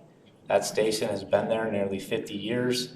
It's shown to be the core of the city through historical data and information to kind of show us that we're in the right place. So it seemed logical at the time. We understood the impact it can have, especially during construction. I met with a lot of the neighboring businesses to kind of give them, to allow them just to talk about some options. And we did make some adjustments and changes, and certainly will. The big concern here obviously has been parking. And we've tried to address that the best we possibly can. The parking stalls that currently exist are actually exactly 150. If you include everything that Bear River Health has, which is actually 13 spots, and all the 117 parking stalls that exist currently, and then the 20 stalls that exist on Church Street, they will be exactly the same moving forward. There'll be 1 more for Bear River Health. There'll be a few less in the general parking area, and 5 more on Church and 3 more on 200 North. So the net change is 0. So I know there's been a lot of discussion about how we're taking parking away, but we're actually just moving it. Now, the discussion has been that this could cause undue burden on 100 East and the pedestrian travel for the east side of First Street. This is a topographical, this is not my measuring tape. This is actually the GIS map for the county. And as we looked at that, so on the bottom that's the parking stalls, the center of that parking where the station would be. If you walked up the sidewalk to the I guess what we would call preferred or appropriate pedestrian crosswalk down to either Leilani's or the bike shop, it's 710 feet. If you walk from that same distance from where the parking lot will be, where the station is, it's 700 feet. So it's roughly negligible in that sense, and also increases safety as we don't condone or prefer them to cross First East, as that is against the law. Now, the reality is that there's pros and cons for this. I saw no response. No response from him? Breaking the law, usually your ears perk up. There's a street there, and so. Absolutely. There's a street there, and it's an active street, and although we don't, yeah. What's that? It's normal that you cross the street at like Federal and cross. Right. So it's not like it's not jaywalking as much as it is that they won't put another crosswalk mid-block. Right. Well, because there isn't a crosswalk, it is in fact jaywalking, which is in fact legal. Is that correct, Chief? Should have a crosswalk. Right. Should have a crosswalk. So, look, I know that there's pros and cons with this. The pros for us is that it's close to our current location. That's keeping our response times similar to what they currently are.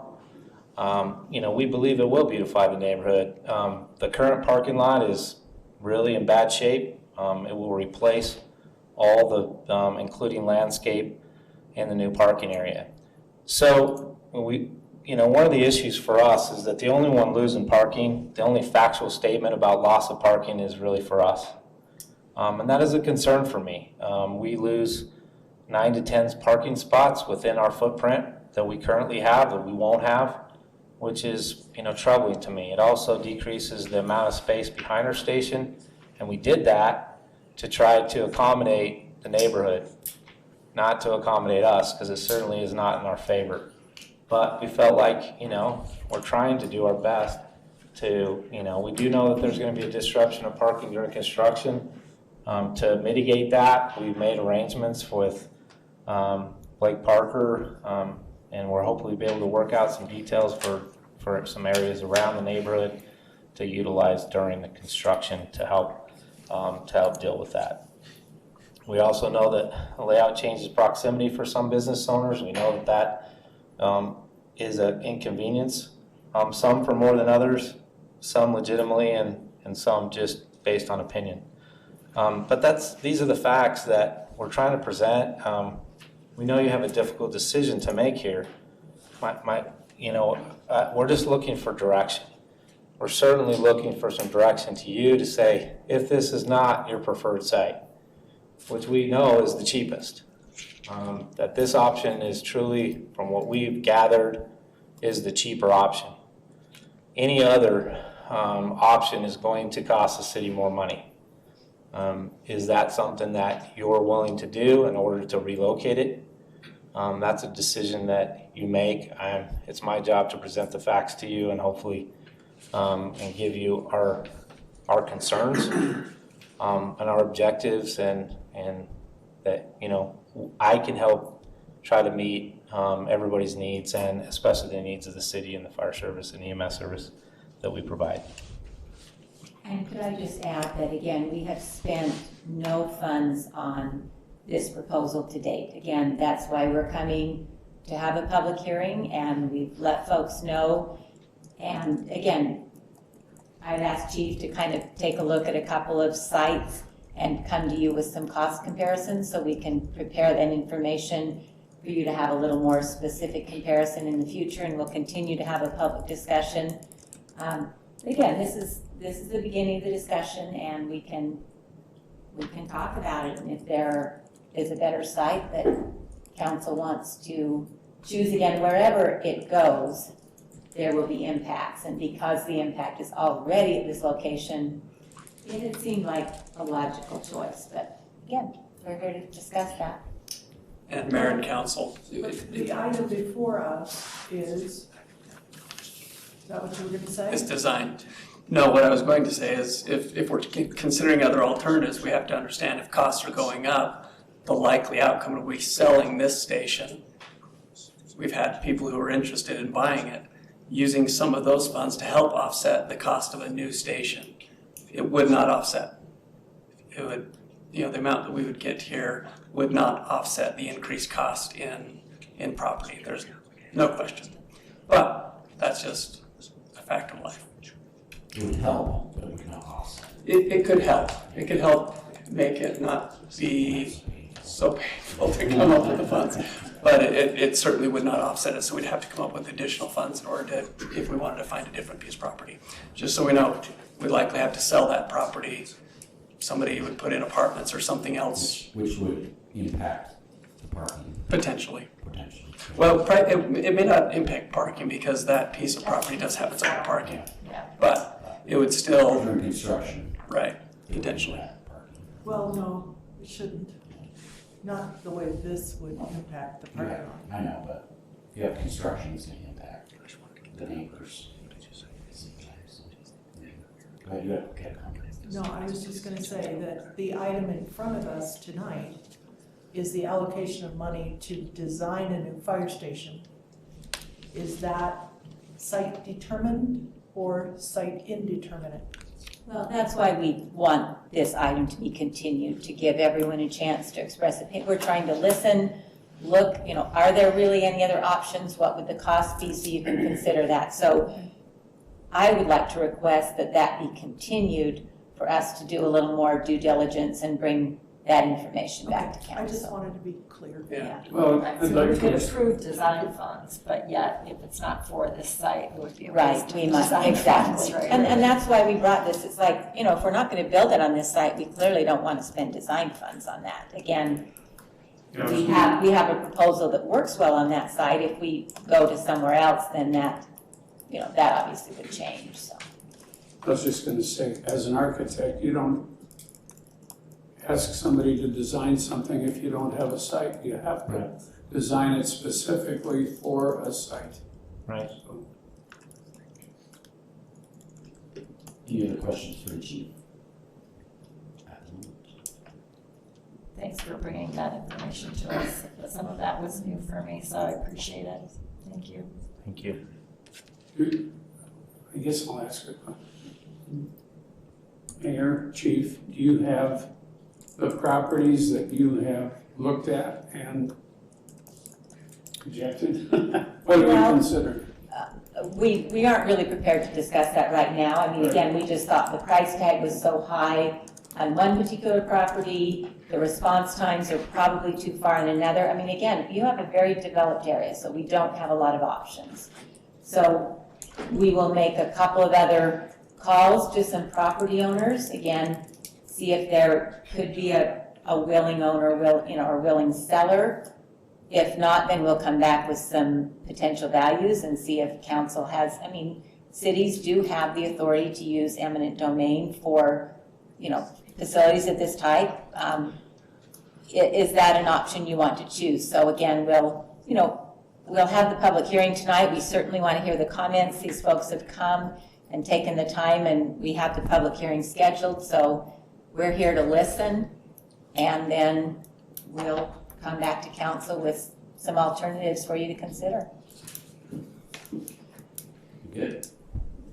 All right, let's open this up for public comment. If you, are you here to comment about this particular resolution? Raise your hand.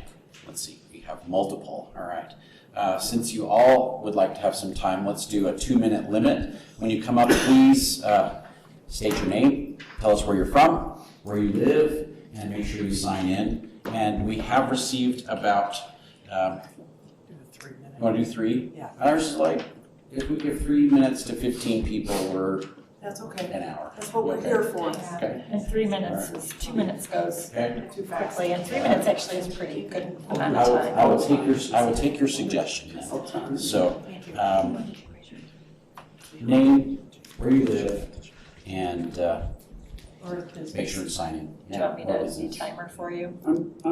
Tom said he's got it. Do you want to give them a 2-minute warning? So they know they have a minute. I mean, we've done that in the past. Like a 30-second warning. 30-second warning? Yeah, I don't need a 2-minute warning. I'm Jason Holmes, principal broker and owner of Achievement Realty, Achievement Property Management, and Annex Events on Federal Avenue. I grew up in Logan, about 2.5 blocks from the middle school, so born and raised in Logan. I live in Providence now and benefit from 100 East multiple times a day. I've had our brokerage on Federal for about 3 years now on Federal Avenue, and like most of us, probably all of us that are in the what we're going to for now call the Federal Business District, we like the area because of the location and proximity to parking. And it may seem moving parking from here to here, putting it back 1 for 1, which I don't know how it is 1 for 1. I've counted it several times and I don't see that, but it changes like everything for us. Our small businesses are backbone of the community fabric of America, and it's our lifestyle. For me, real estate is my lifestyle. For a chef, it might be the restaurant. For a thrift store, that's our lifestyle, it's our livelihood. And changing it, not just temporarily, but long-term, drastically changes, and not just short-term impacts financially, but long-term if people can't get to our flipping businesses. So I do want to applaud our public servants, fire chief, and police. I mean, we are pro-police, pro-fire. This is not a storm the Capitol, defund anything. We are pro all that, and I know myself have benefited from my family using 911 services. Big fan. Don't want to see that change. Lots of concerns we have. I've looked into the ISO rating with several local insurance agencies. My insurance wouldn't change at all, or if so, it'd be negligible if it moved 4 or 5 blocks or 2 miles one way or the other. That doesn't seem to be a big concern for us. It really is the parking and the neat atmosphere that we have in our fun business district. It's a cool spot. It is. I mean, Center Street has their cool stuff. We have our cool stuff, and I've counted about 77 businesses or business owners, not just employees, that go from First North across from the Tabernacle, I didn't count the church, along Main Street on the east side, up through Parker Real Estate side, and along First East. 77 businesses that rely and use that. I'm still waiting for, I'm almost done, I'm still waiting for a That's parking fair. permit, sure, on one of my businesses that we've started, or my business permit, and a lot of it is predicated on the parking. And we've heard rumors, I don't like to share rumors or spread those, but if one of the other businesses, like the health department, were to expand, they need more parking too. How many times have we doubled up on the parking stalls already? And now we're receiving parking tickets if we're not moving them fast enough. So if we keep expanding and over occupying, which we love, moving the parking is gonna change everything and devastate the community. So we don't wanna see the blight come to First East, so thank you for your time. Thank you. Good comments. We have a slideshow too, but we can say that for later.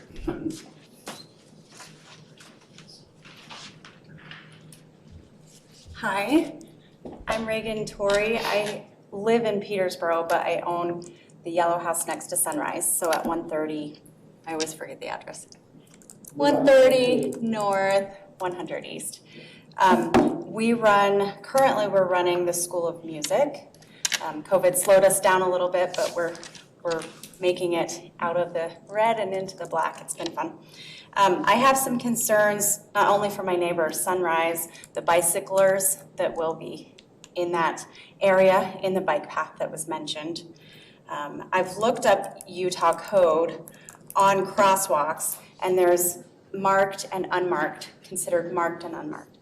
No one is jaywalking in Logan when they cross over to Sunrise. It's an unmarked crosswalk because it is at the end of, it's at an intersection where two roads meet. So let's consider that. I love that the chief mentioned there's a limitation to what the city can afford to do. I think that's a critical piece.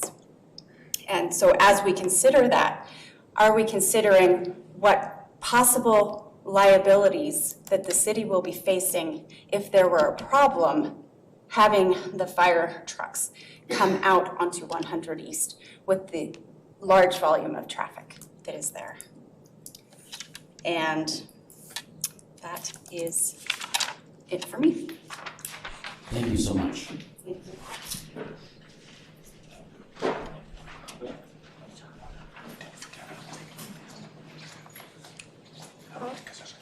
How's it going?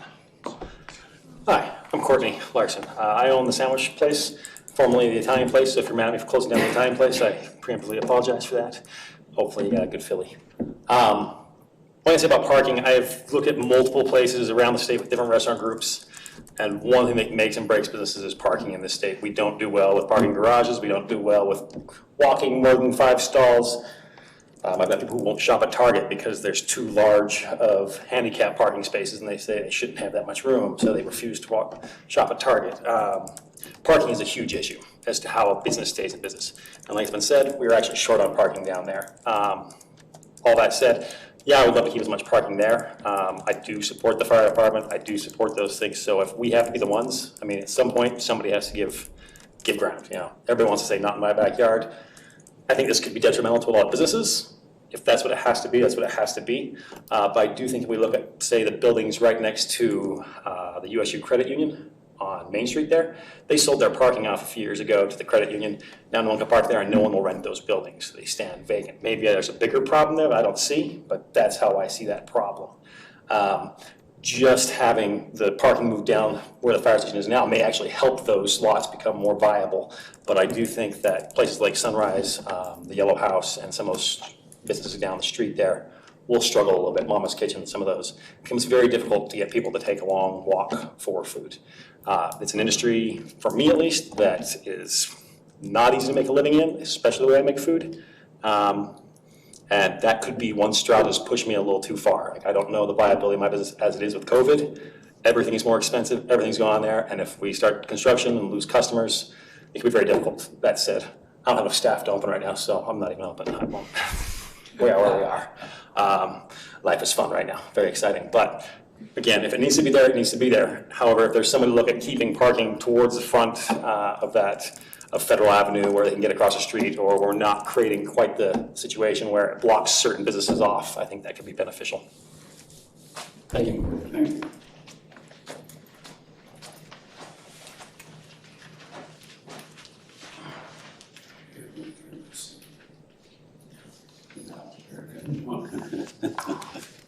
I'm short, so my name's Sarah Colson, along with Peggy McDonald. We own Leilani Salon and Spa. We've been in business for nearly 9 years. In this 9 years of being open, we've employed over 45 local residents. On average, per month, we nearly see 475 clients per month, making that an average of 5,680 clients per year. So clearly, having a crosswalk from a street over, we by far understand the pedestrian thing. What sets Leilani apart from the other salon and spas in town, every single guest that walks through our door is greeted with a friendly smile. Everyone knows everyone, which I'm sure that is how word has gotten around your local beauty store. So our doors are literally open to everyone. We do not care what political party they vote for, nor who they identify as, or nor who they love, which that makes our business, that is probably how word got around so much about this issue, is because all demographics we hit, and we see daily. Our clients range anywhere from the age of 2 years old to the young age of 103. We specialize in all spa treatments. Some treatments include hair, facials, eyelashes, and massages. Many of our guests come to our businesses on their lunches for only around 1 hour appointments. So if you add in time having to find parking spots, which we already do, and that's part of having a business, that obviously affects on the ability for people to come in during their lunches. Many of these guests hardly are able to walk long distances because of the extreme pain that they're in, and have come in for a massage. Or the 39-week expecting mom who the next day is said to have twins. She recently came in to get a pedicure the last day alone before her twins were to arrive. So clearly, when we were informed about the proposed location of the new fire station from our landlord, Jeff Keller, which, keep in mind, was 2 weeks ago. This, for 18 months, it's been, That's your 30 seconds. Okay. So for 18 months, it's been in the talks. The people who it deeply affect knew for 2 weeks. So I ask the city council members to vote against having it at 100 East and Federal, because really our business in particular, as is many of the other businesses, we are unable to move. So I just ask that you vote in favor for our disabled and handicapped clients who are unable to walk from the other side of the block to the businesses that support the downtown district. So, yeah. Thank you.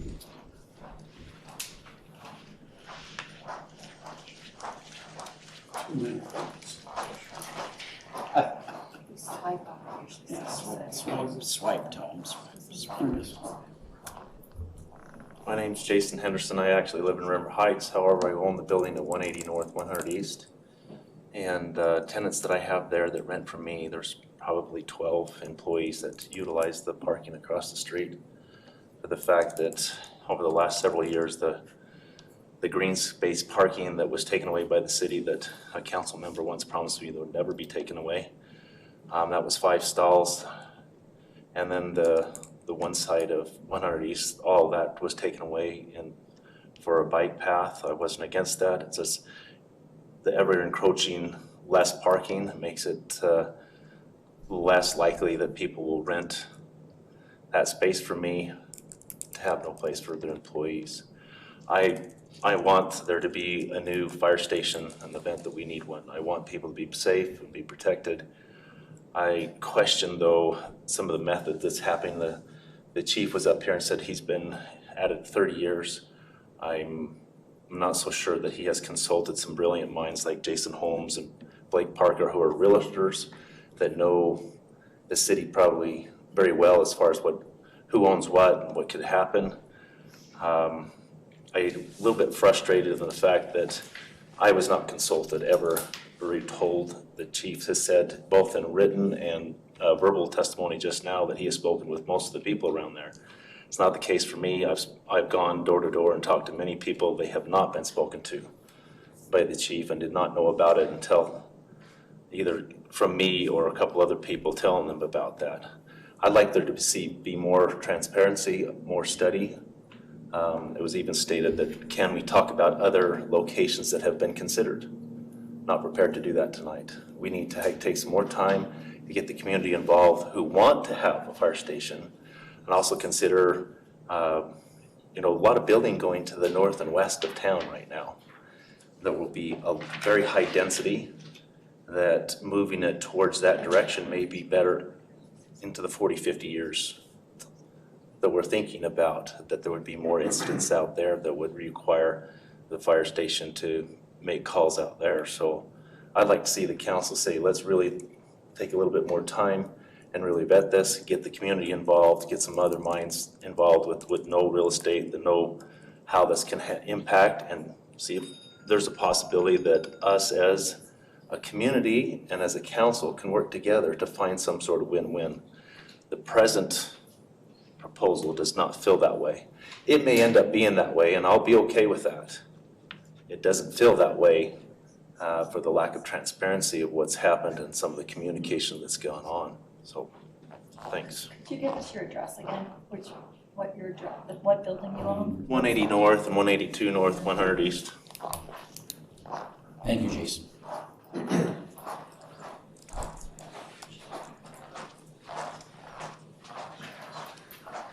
Hello, my name is Aaron Ritchie. I'm representing Mama's Kitchen, a new facility over there on Federal Avenue. I have, as always, close working relationship with the fire department now, has coming here being in a lot of commercial construction. I'm probably on my 6th commercial kitchen install now, so I definitely understand the importance. Many friends from other areas that were assistant fire chiefs in areas approximately the size of this, EMTs, volunteer fire department, whatever. So we certainly understand the importance of the efficiencies and the needs of those facilities. I moved here about 4 years ago from Pennsylvania, what some can call the Rust Belt, but there's nothing quicker than the death of a downtown than no parking. And, I can definitely see the goals of the fire department and what is needed, but also many things need to be taken into consideration. Mama's Kitchen, ZMR, she's up at 7 o'clock in the morning every day, out the door. If she's home by 10 o'clock at night, I'm happy to see her. So let's understand what the business owners go through, how hard they work, and we do get visits from the fire department, which is very welcome. And to tell her that her food tastes great is what drives her. So just understand the passion that these people have. And most businesses fail within the first year, or don't make any money in the first year. So going right into this and her being in business for approximately 8 months, then to turn to a project like this, you're potentially looking, and even at just staging for this job, that all that parking's gone for at least a year. So that's going to be a significant impact. And if you look at the area, I know right now, Airmo Building, which is just to the west of that fire department, I can see when that renovation is completed there, you're probably looking at least 35 more parking spots that are going to be needed. If the health department grows, there's a loss of more. So parking to me is a huge need somewhere, in the downtown area to maintain its viability. So knowing now that this is a voting meeting, and I appreciate the mayor for coming over a couple of weeks ago and listening to the community in the area. It takes a lot nerve sometimes to put yourself out there. So I really appreciate that. So being a voting meeting here, I do respectfully ask that the council will table this decision till they can actually gather some more information, a little bit more public input, and maybe a little bit more due diligence. Thank you. Thank you, Aaron. I was going to speak, but I'm going to yield my time to Jason, because with your time limit, I feel like, we came here to express our feelings. Nobody wants to get up here and talk forever, but If you want to come up to the mic so everybody can hear, because there's people online. I'm going to give my time to Jason. Can she yield? Is that a thing? We need to get it on. If not, it's fine. We need you to come to the mic Yeah. though, because that's what's recorded Yeah. for minutes. Okay. Well, we'd like to hear your voice as well. Okay. That's what you're here for. Okay. My name is Peggy McDonald. I, along with my family, own Leilani Salon and Spa. Like my daughter said, we've been in business for 9 years. And, we all talk about that change is hard. This isn't about change for us. This is about the end of our business. There is no way we will survive without that parking lot directly across First East from us. And when I hear about traffic studies, anybody that has been to Logan even one time knows there is more traffic moving north and south than there is east and west. I mean, go down Main Street and everybody I'm not going to say everybody, but most people that we've talked to, they avoid Main Street like the plague because, you go down Main Street too many times, you're going to get rear-ended or you're going to rear-end somebody else. First East is a constant line of travel, both ways. I just cannot imagine how emergency vehicles will be able to get in and out of First East when there is constant traffic safely.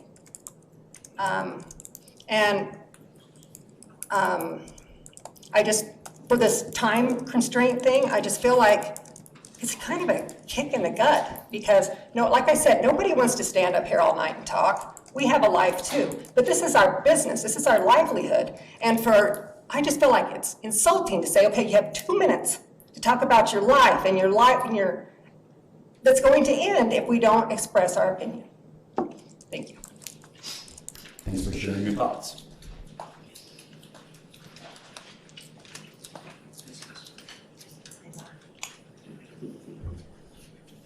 Just so you know, it's pretty standard procedure for us to do 3 minutes for everybody, so, yeah.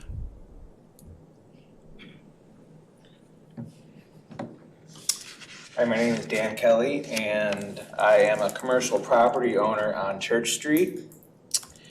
My wife and I moved to Logan about a decade ago. She got a faculty position up at the university, and when we first arrived, one of the things that we were searching for was that, pedestrian-friendly area with nice shops and eateries and stuff like that.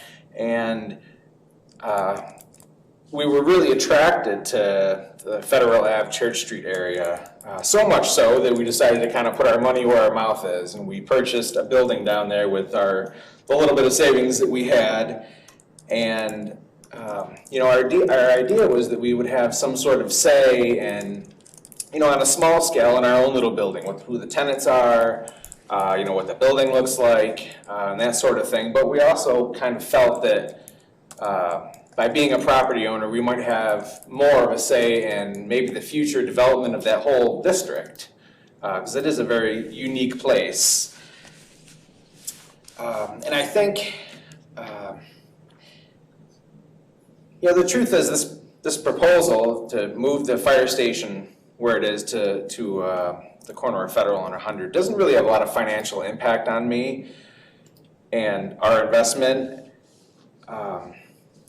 But I really, after listening and meeting with a lot of the other area business owners, I really recognize the impact that it will have on them for parking.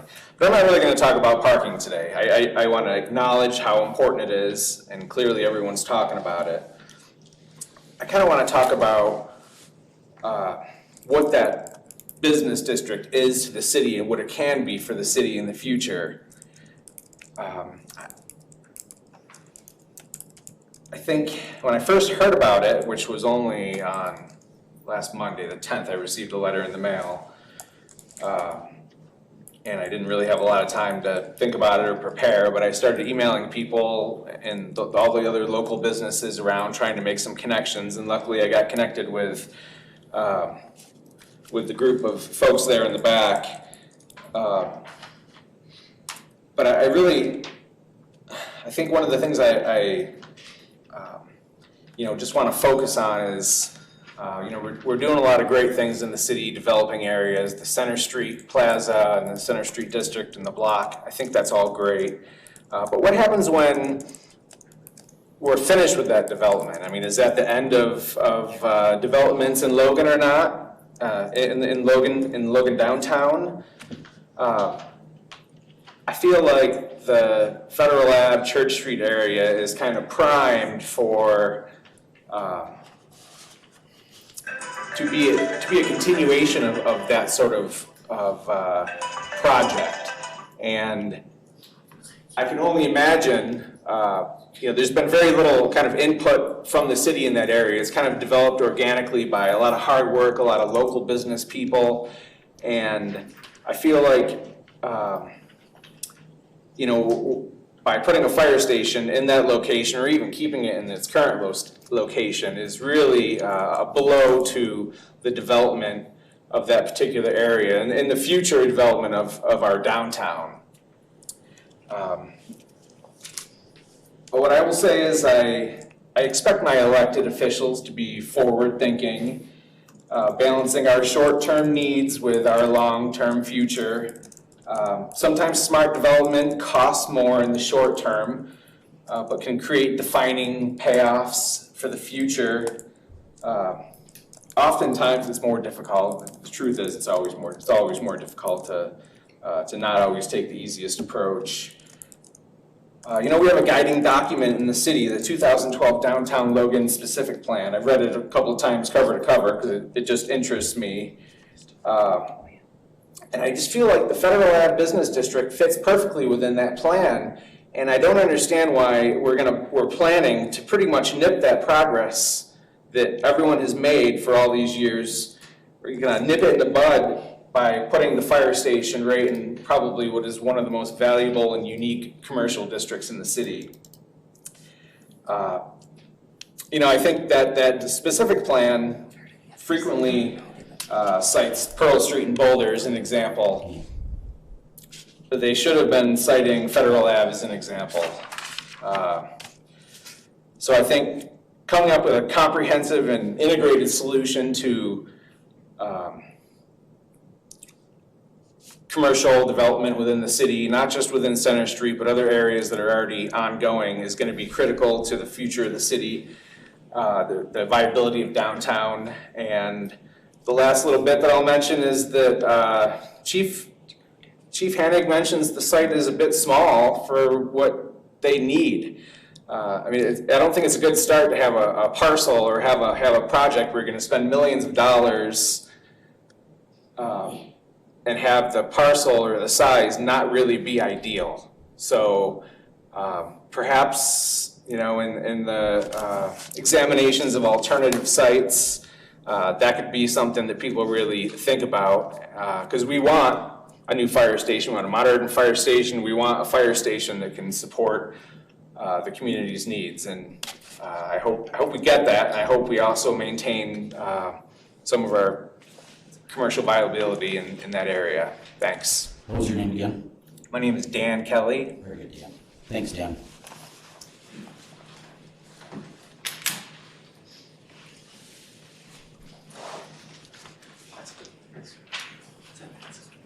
So my name is Renee Raber. I'm married to Jeff Keller. He has Sunrise Cyclery, and I also have a massage business right behind Jason. This parking lot won't affect my business, but it will affect Sunrise. So I put together, and I'd like to give this to you after I speak, the history of Federal Avenue and Church Street. And there was a junior high on that property, burned down, right, and we've got the deed.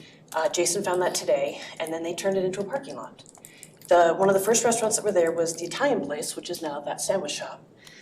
There was also the Ibis. And when I came here to go to school in 1980, that was my neighborhood. I loved the Ibis, you know, and it wasn't a coffee shop then. It was a little sort of natural food store.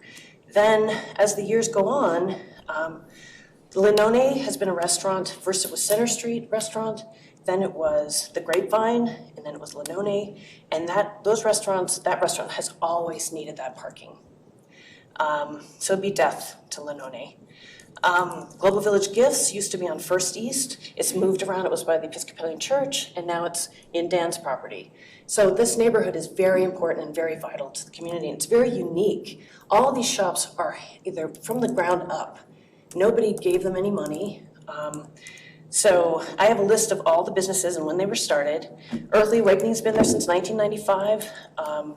The soap shop's been there since 2002. There's been that yoga space. It's now Shanti Yoga, and I can't remember what it was before. Mulligan's is for sale now, $600,000. And in their real estate advertisement, they show pictures of the parking lot. So they are promoting selling that business on the grounds that there will be parking for their people. And all these new businesses, you know, like Achievement Realty, just got that, you know, that whole place was built out, as you know, by Tony. And these people chose that location because of the parking. And the parking has just been an integral spot, and that was deeded in 1971. So these businesses, and the Italian place bought it from another guy who had a sandwich shop. So it's a really vital part of Logan. It's a very unique part. Summerfest uses that for parking. Where are they gonna park? Latoja's there. They use that parking lot, brings in a lot of money. All the motels, hotels in this valley, all the way to Brigham City are booked for people to ride that race, and many other races. So I just want to say it's such a vibrant part of Logan, and I understand we need a new fire station, and people say you don't want that in your backyard. It's already in my backyard. I'm fine with that. Now it's going to be in my kitchen. So that's a problem. So I hope that I'll give you copies of this, and then I guess that's all I have to say. It's really important. So thank you for letting me speak. Thanks, Do Renee. you want me to hand these to you? Please. Okay. Gotta have my homework. Thanks. Thank you. What is your business? I help in motion. Is my massage person. Thank you. Thank you. Renee.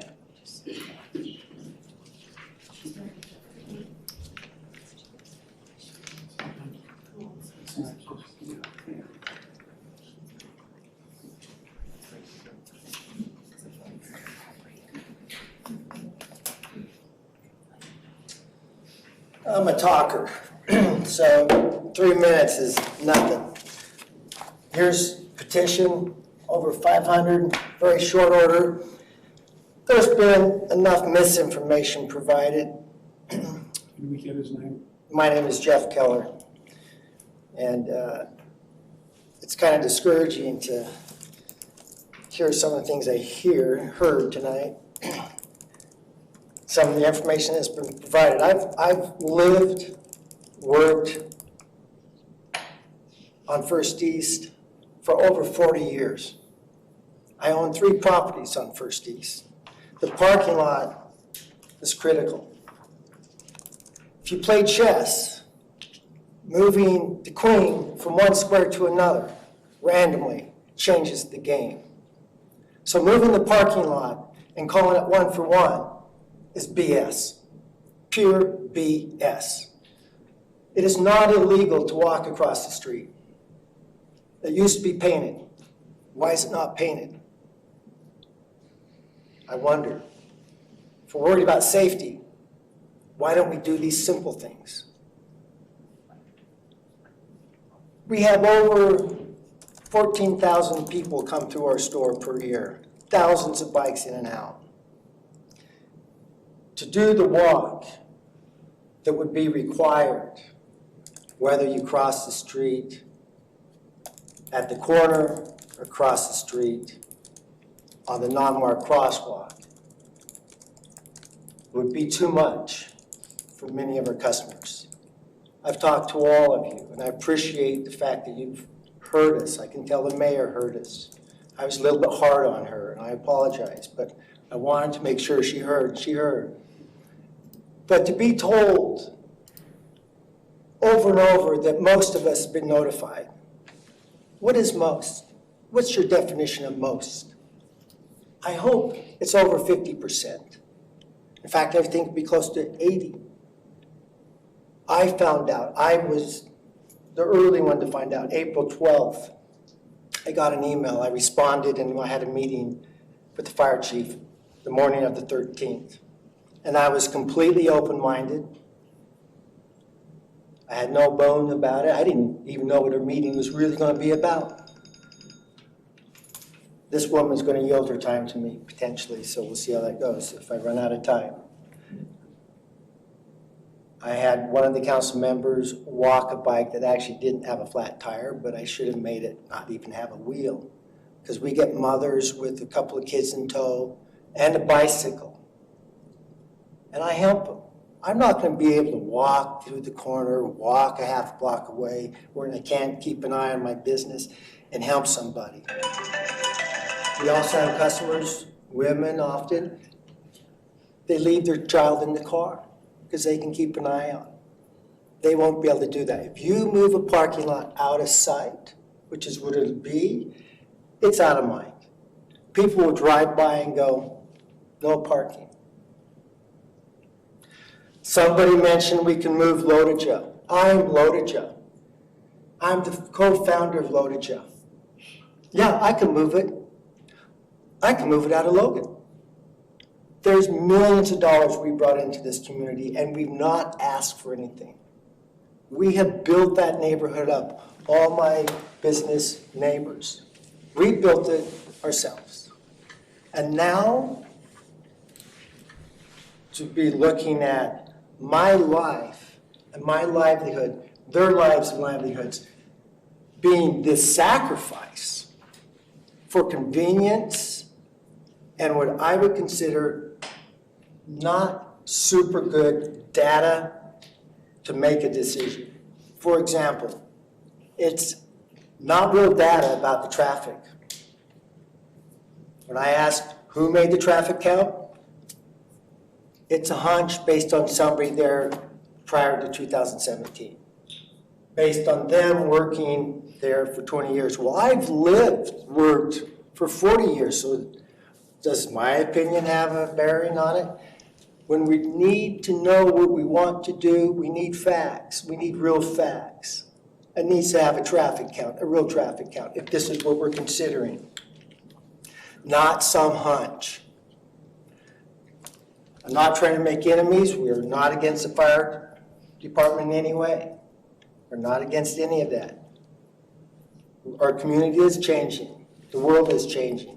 Things need to be changed to meet that. But to sacrifice so many businesses for the convenience of building it there, I think is foolish, short-sighted, as somebody else brought up. So, I could go on. I don't know what time I have left. I'm trying to be short. You're well over. I thought it was maybe at 30 seconds. Just so you know too, if you don't feel like you've had ample time to share, you can always email any of us anytime. We've talked on the phone. Yes. The opportunities this is not your only opportunity to visit with us, so. Yeah, and most of us didn't know about this, so we've had very little time to prepare, and we've been asked by some people to provide facts. We could provide more facts if we had more time. If we had 18 months, we could provide a heck of a lot of facts. So again, we're at a disadvantage, but I'm really bothered when somebody says that they've talked to most of us. I was talked to, Stephanie was talked to, John Ryder Mansion was talked to.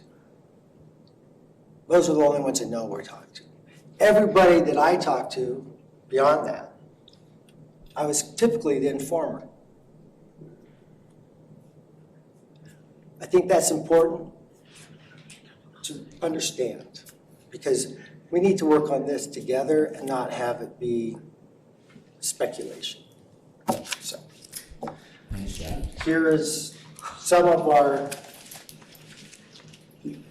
petition people, I don't know who wants that. We have more. Thank you. Okay, I'm gonna be very, very quick. People that kind of say this and that, so I will tell what we have all kind of to summarize a little bit. We're part of the same group, Christina Hallam, and I am a realtor that work with Jason Holmes of the Achievement Realty. I'm also the president of the Swedish Heritage Society that we're gonna revive. We have 1,900, we had almost 63% were just Scandinavians that lived in this valley. We've had a lot of people that wanna be part of this, and we wanted to revive that, and I felt that this location with an annex was a wonderful place to have Christmas markets. Center Street is great, but it became a little bit too busy, and I love bringing a lot of tourism into this town. I love the downtown, and that specifically the Federal Avenue and the Church Street. To summarize everything, we would thank you, Holly, for saying that can we wait? I think what we would like to create is, I would suggest, a typical Swedish committee with an ombudsman. You use the Swedish word, that we can have some creative people. Jason is amazing, but we have a lot of realtors and other people that could be included in that meeting to find, can we work on some other sites? They're not small already. The fire department, which I love, by the way, that we can have a place that's big enough for even a further expansion down the line. Could we create a committee, now that we finally know about this, to be part of this, to study some other sites from all different avenues? Believe me, that I know that we're all creative. We want to also preserve the downtown beauty for our children. And the ambiance is going to be killed. I'm sorry to be building a big building where we have a parking we've already talked about, but we all can be winners. We don't have to have someone that lose their business and the parking and the future. Someone has said that's not in the, what did you say? It's not in the backyard, it's in the kitchen. But hey, if this happens, so we don't have, we can't continue with our businesses, we don't even have a place to live, either kitchen or backyard. So that's important. We put millions into the Center Street, we love it. But that is not just the downtown. So remember that this little wonderful avenue that we have is worth a lot. But can we please just postpone? And could we please create a committee with other people too? We are very open to suggestions. We would love that. Folks, within that box. Thank you so much. Sorry for the slight interruption.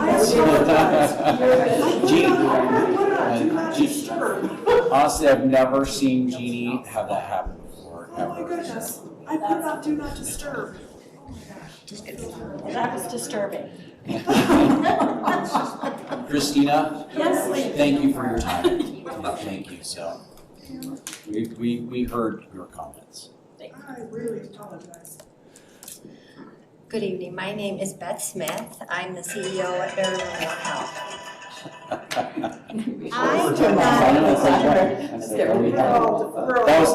I done? That was the timer for Beth. Your time is up. Okay, well, it's almost enough time. I did not know tonight was a night to come and share our feelings. And it's been really interesting for me tonight to listen. First of all, I was so impressed, really, with the presentation. And I have been nothing but impressed with your fire chief. He has done outstanding, at least with Bear River Mental Health, in communicating with us. And I feel he will be open with anyone who comes to him. We've been a bit of a fence sitter, and I'm still kind of a fence sitter on this. When he met with me initially, and he initiated that, he was very open with us, and I was kind of excited about a couple of things that were said. And I think, when he comes back and has to work with the council, then things can change. And I appreciate that. I feel a little bit like people don't want you in their neighborhood unless they need you, and then you're not close enough when you're an agency like Bear River Mental Health or the health department or the fire station, I guess I should say. And I feel like we're part of everybody's family here. It feels a little bit like retail versus those guys, and we're one of those guys, and we're valuable too in the community, providing a really good service. Some things that got said tonight was, what if they expand? Bear River has already contracted for parking, because we know there's a parking issue there, and we want our employees taken care of, and we don't want to impact other people in negative ways either.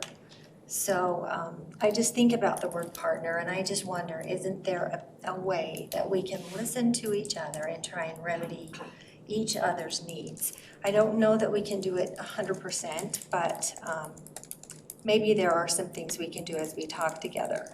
I appreciated the time Mayor Daines gave us. She was just very willing to listen, and again, I offer that to anyone, sorry.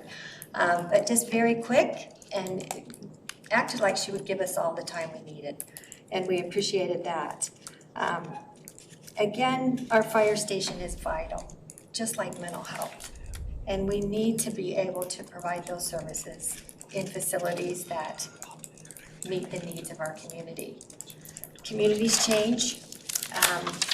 Good communities know that change happens, and they plan accordingly, and they work together, and that's what I think that we can do here.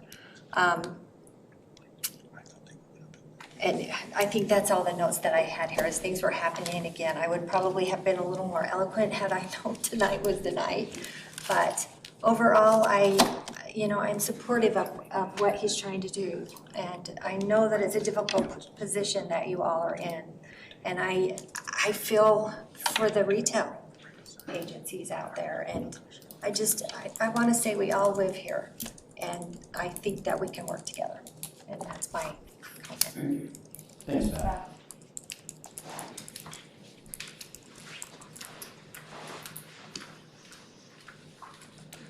How you doing? I'm Russ O'Donnell. I live at 1583 East, 1425 North. I just want to say I'm empathetic with the businesses. I understand your need of parking. I bought my bike from you, Jeff, last year. I eat at Lenona's. I like that place. When I bought my bike, I actually parked at the Tabernacle and I walked because that's what was needed, right? I needed to find parking and I walked over there. So I get the business, I understand that. My concern, I'm in favor for the fire department getting a new site. And all I'm asking is, while you guys look at this, if you think about seconds matter. The firefighters sit there and practice every day to shave seconds off of their skills in order to get to you guys who are in need.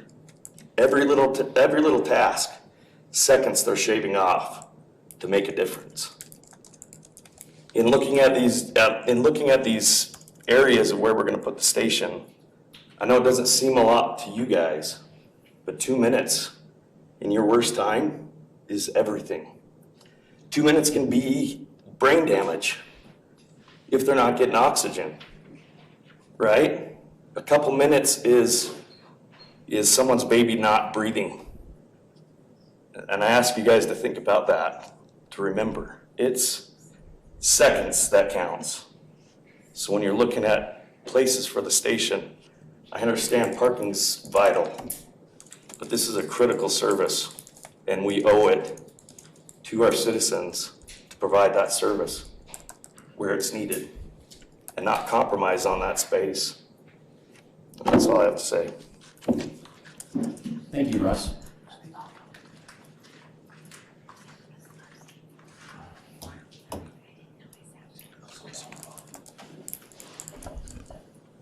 This time I am Dr. Gail Yost, because when I use that, it's because I'm advocating for people.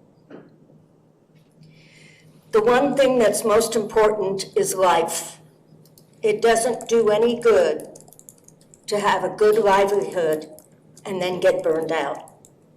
Or, in my case, I live right down First East in one of the oldest neighborhoods in the city, older than the historic district, and my house is 140 years old. I want them as close to me as possible. I've had a couple of minor emergencies with my foster kids where I needed to have somebody close. And it worked out really well, although the fire department was a little upset with one of my foster kids. The police department was very happy to help, and it made his day, the police officer. But that's not the point. The point is, what was presented was about making sure people survive emergency situations. And as much as I love that parking area, and I've used it when I used to work at Bragg in the 80s, I've used it for lots of different things. But the most important part of being in the city is to be able to live, not just comfortably, but to live. To live in a place that's a good place to live in a place that cares about one another. So if my neighbor thought I was in distress, she would make the call and somebody would come and get me. We need to be taking care of each other first, of our lives.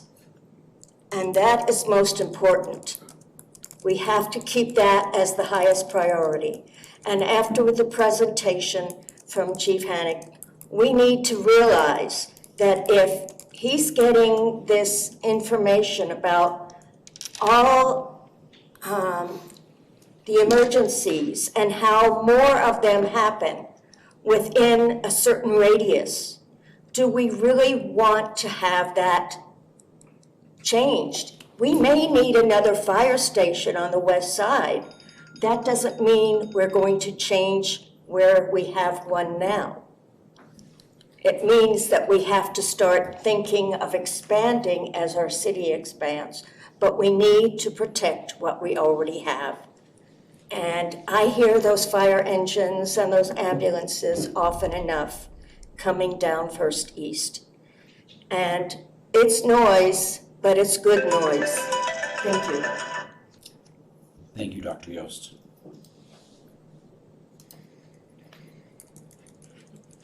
I have some more handouts to just bring up. Bring on up, Jeff.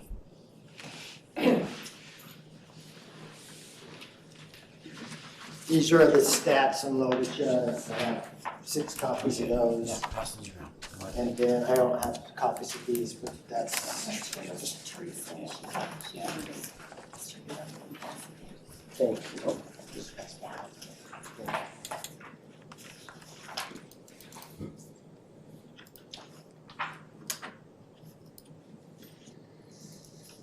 Anyone else? I can go again. I do have one thing that I know, we only have 2 minutes, but it'll take me literally 15 seconds. To the comments of that seconds matter, I personally, of all people, understand the meaning of seconds when life matters. 15 years ago, I suffered a gunshot wound to the head and chest out in Paradise. So me of all people understand that seconds matter. And we're not about that you guys don't need a new fire station. We completely, I will fundraise anything, but just the location, I understand that we can't go within this square, but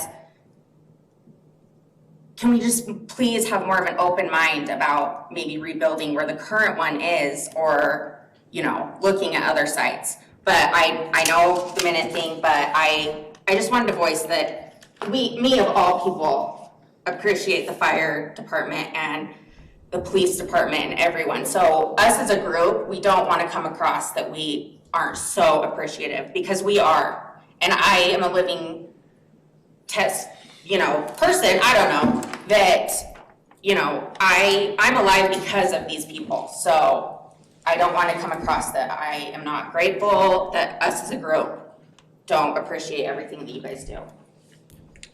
Thank you, Sarah. Anyone else? Thank you all for your comments. We appreciate you being here. And like I said, don't hesitate if you want to share some more information, emails with us. We are more than happy to read and listen. Phone calls work great. Can I just ask one question? If, as we do move forward and look at some other options, is someone set up to kind of communicate with the group? I mean, Jason, do you have that email? Okay, because I have your contact information, so we'll continue to work with you. Thank you. Great. Thank you. Thank you. Thank you. I doubt the council's going to make the decision based on this factor, but there is some misinformation I'd like to clear up about the intersection and the ability to cross legally. I'll just read to you out of the state statute. This is Title 41, Chapter 6A, Section 1003. It's dealing with pedestrians yielding the right-of-way. Excuse me. It states, between adjacent intersections at which traffic control signals are in operation, a pedestrian may not cross at any place except in a marked crosswalk. Because there's a lighted intersection at First North and at Second North, you cannot cross at that anywhere in that block unless there's a marked crosswalk. And that's state statute. Can you read that aloud again? You didn't. No, we don't hear very well out here. I don't know if it's just me. Okay. Between adjacent intersections at which traffic control signals are in operation, so that's First North and First East, and Second North and First East, a pedestrian may not cross at any place except in a marked crosswalk. Well, then we just need to mark the crosswalk. Exactly. Well, it's not marked, so what I'm telling you right now, that's not, it could be marked, but it is not. So you can only cross at the intersections currently because those are the only two marked crosswalks. Thank you for the clarification. All right. Let's bring it back to the council. So I know we've discussed governor's comment, but I don't know how much time, because correct me, we need to, if we defer it, we have to have it to a set date, or do we No. not in this case? It's a resolution, not an ordinance, or? That only applies if we are trying to avoid renoticing it. So with zoning, where it's so expensive, we usually continue to a specific date, but you can just table it until administration's ready to bring back a new budget resolution, and the notice on that's really not that. Well, the thing I would be concerned about is that we be over ambitious in providing notification when we bring it back if we don't do it to a time certain. Well, and I mean, why don't we say, should we just plan on 2 weeks, having some information? Again, we may, go another 2 weeks after that, but just because, again, I am concerned about the seismic stability of that station, and we would like to move on it as quickly as is reasonable. So let's plan on 2 weeks. Again, if something changes, I'll communicate with Jason, but to at least have some additional information for council to consider at that time. Again, you may still not be ready to make a decision, and that's totally fine. But we'll continue the discussion in 2 weeks, if that's acceptable. Yeah, I think that's fine, but I'm looking for other site options. And will we have reasonable information in 2 weeks, or should we push it just a couple more weeks? And from my perspective, I think information on traffic and actually information on parking lot utilization would be helpful to me. And in asking community development, I don't think a parking study's been done there for, Mike said, 12 years? It was when we did the downtown specific plan.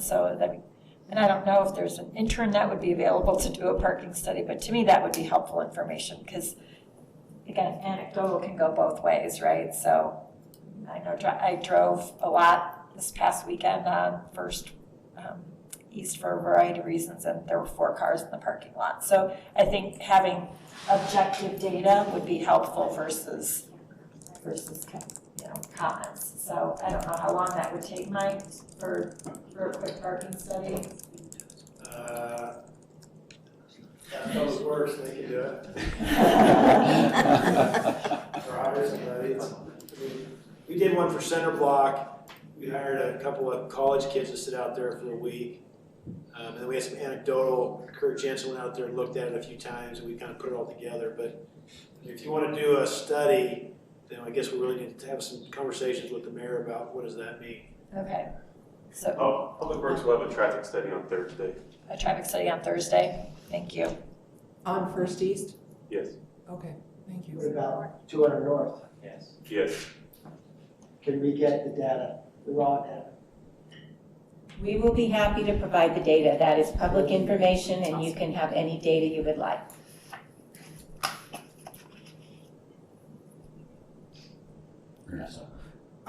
If one of the options were to rebuild on site, the current site,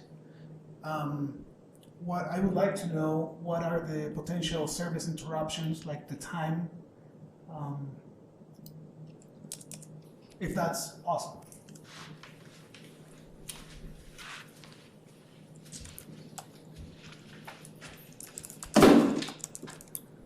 We have 10 different types of units. We have 4 people that run out of that station.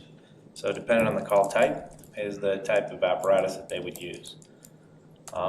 If we build on site, we lose something. I mean, there's no way for us to keep all those apparatus there on site for a variety of reasons, especially during the winter months. It's just not possible to have our units outside. So there is going to be a disruption in service. What are you going to give up? Is it wildland services? Is it EMS services? Is it ambulances? Is it brush trucks? Is it a ladder truck? Is it an engine? All those are potential factors of we won't have on site.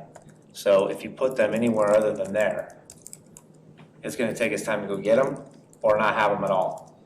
I mean, that's a question, and it's based a lot on how we deliver services. I mean, that's not my necessarily choice to have limited people and more units than people, but that's the way we currently deploy. It is a cheaper way to do it. That's why we have done it for many years. I just don't know how we build on site. Now, the other issue is that certainly during construction, there's going to be a portion of that parking lot that's going to be taken regardless, especially if we try to build on site. And we're probably going to have to take more parking that currently exists based on the configuration of the way the building sits. So I really don't I don't have a definitive answer, but you're going to give up something. And as we mentioned, time is it. If we have to respond from a greater distance to the bench area in the summertime, that could be catastrophic. So what do we give up? And that's a good question, Ernesto. I really wish I had a definitive answer for you, but I'm not going to make that decision of what we're going to give up. I feel like there's nothing we do that isn't important. And as your fire chief, if you're asking me to compromise that service, I'm not sure that I can honestly say that I'm willing to do that. Thank you.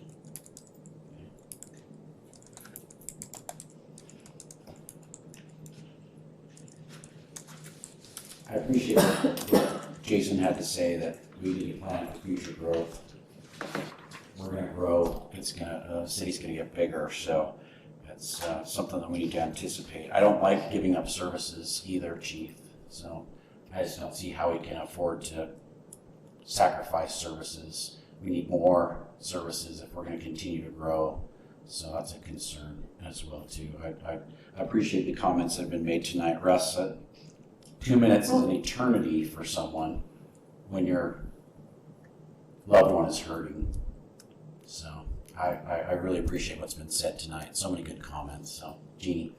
My suggestion, I know I'm out of order. Public's over, so. Yeah, I know I'm out of order, but my suggestion would be, first you need to vote on the agenda item, but second, create a subcommittee of maybe 3 of you to create the information and bring it back to the rest of the board. Jeannie. What I was gonna say is, in light of the comments that even, we've talked about increased service and growth and all of that, is it wise or important for us to figure out where the next fire station belongs? Well, the next fire station is planned to be out near the airport as that area of town grows. So again. But is it But what I'm saying is, would it be a way to not compromise service to build that first? We're a long ways away from that, and we don't have the money. Oh, say stop. The next fire station we build is, the cost of the station is negligible.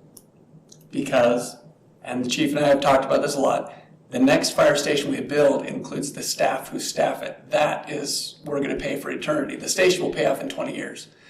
The rest of it we'll pay for the rest of our lives. And then we're talking 12 people, minimum, to staff a station. So this is, that discussion does need to take place later. Now it's possible we'll need to discuss where those might be. But wow, that one is an ongoing expense that we can't afford and won't be able to afford. I mean, we're talking about doubling property tax in order to open a new station. This is not a fun one. Never mind.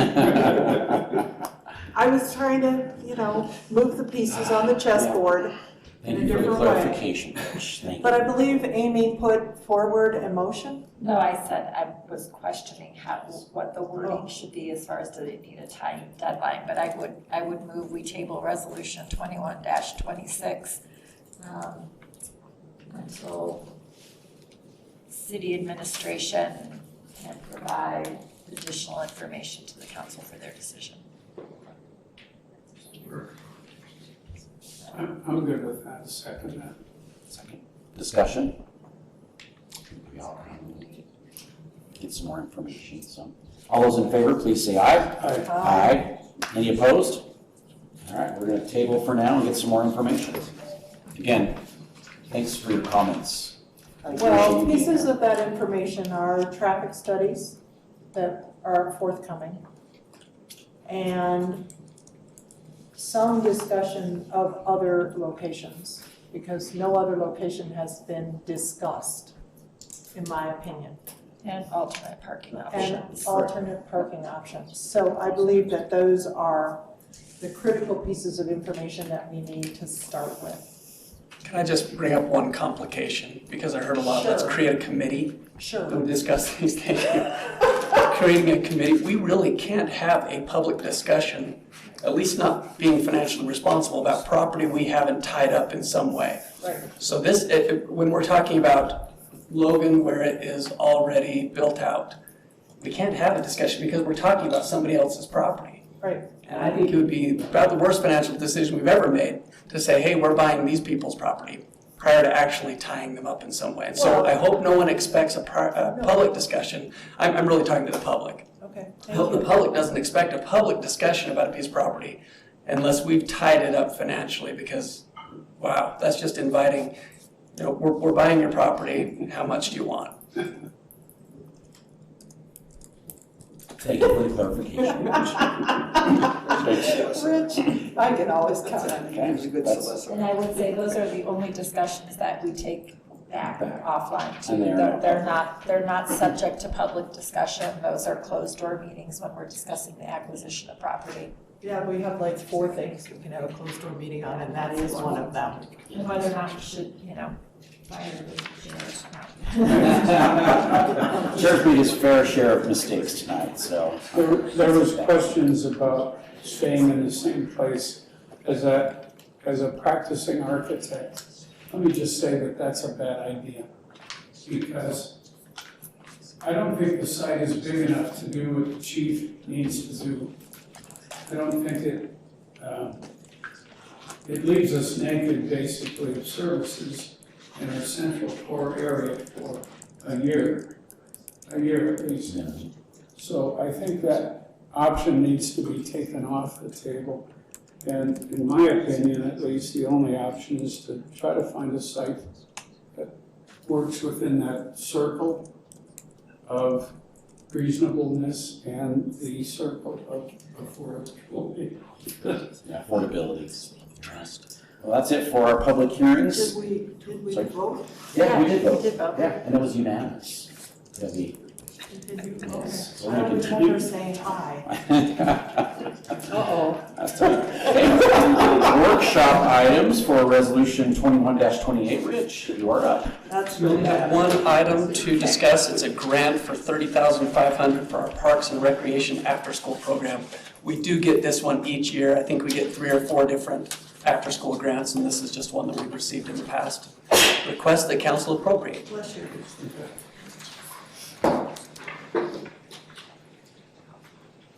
I have no questions.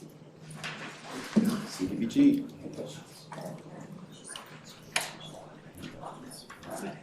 Pretty straightforward. CDBG? Amanda, Amanda, you're up, Amanda.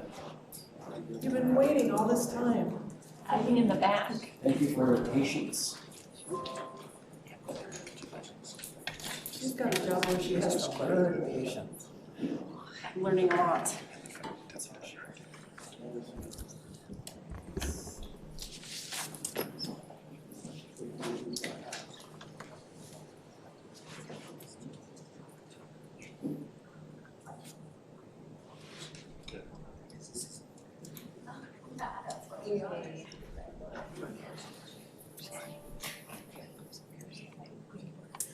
I get to present the CDBG 2021 Annual Action Plan Funding Recommendation from the steering committee. Now you are. Please speak into You the can't be microphone. very far from it. I did get a text from a person viewing, and they said we all need to speak into our microphones a little bit better. So just a heads up. Not just you. Okay. So the estimated funding has gone up a little bit, from $538,080 to $546,010. So there is an extra $7,930 that staff has recommended goes to the 600 East Receiver Project. The big sidewalk project. Yes.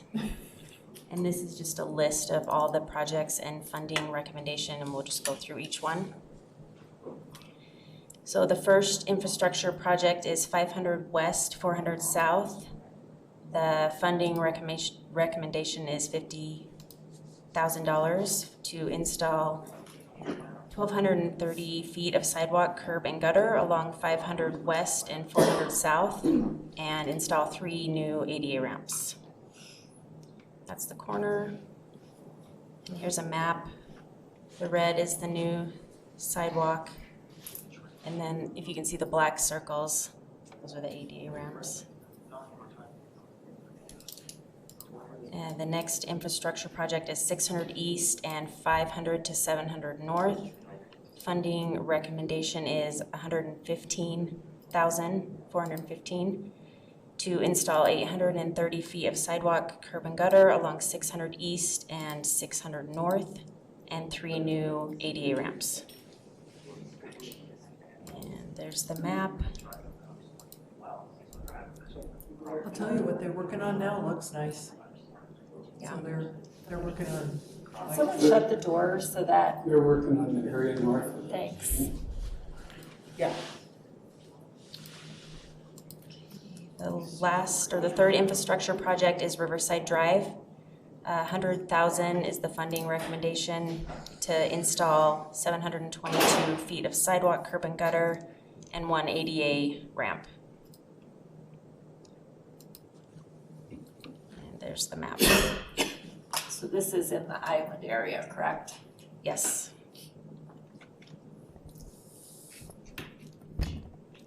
And moving on to public facility, Little Lambs recommended funding is $20,000 to purchase a new forklift to move their increased supplies. The owner will be purchasing the 48 feet of the pallet racking shelving as part of their match. The next public facility is the Whittier Center. Recommended funding is $77,000 to replace the old tiles in the remaining part of the playground floor. The last public facility is the Logan City Art in the Park mural program. Recommended funding is $10,000 to commission a series of murals in parks that are in low and moderate income neighborhoods.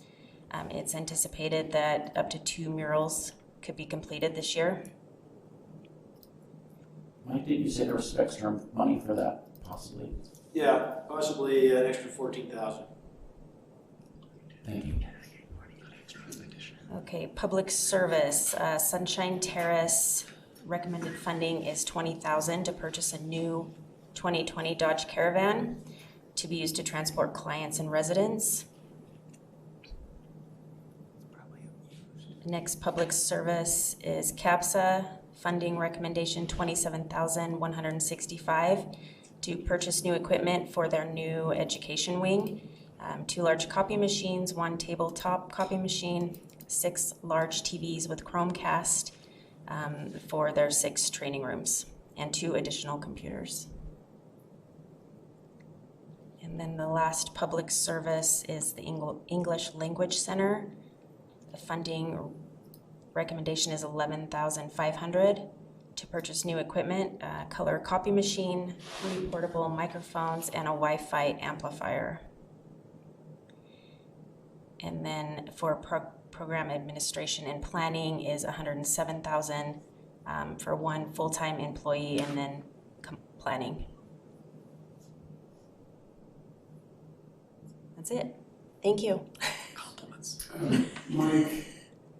Mike Wolford, whose property would have that sidewalk on Riverside Drive, was concerned about. I know that the engineering hasn't been done, but he'd like to get a contact. Okay. How you plan, do you know who he is? Yeah. We have engineer reach out to him. This is Sam. Okay. I know Paul. Paul's been on the phone with him today. I know. Yeah, it would critically impact his yard. Obviously, it's already crunched. I talked to him the other day too. Right. But again, the city right-of-way does go right through. He just wanted, Yeah. he's not opposed to it. Yeah. He just would like to. We know it will affect him, and I think that's why Paul was reaching out. And he knows too, who knows, so, yeah, he's reasonable, so. It's to lose a big tree. Okay. So Linda, the outlook with all of the people who applied for some of those grants, were they notified as far as whether or not they were or were not selected for funding, and will they have the opportunity to come to the public hearing in 2 weeks? Yes. Okay. And then we pass it after that thing, right? I'm just saying they were notified, the people who were not selected were notified to have the opportunity to come and present to us in 2 weeks to appeal the fact that they weren't chosen. Oh, Yeah, they were. It wasn't permanent until we voted on it. Right, well, it's not permanent until we vote on it, but they were notified that that they did not make the final list. I just want to make sure that those organizations were made aware. So they could appeal. So they could come and speak to us if they wanted to. Okay. Fair enough. Anything else? Thank you, Amanda. You're welcome. Thank you. So I have a list of 12 things. I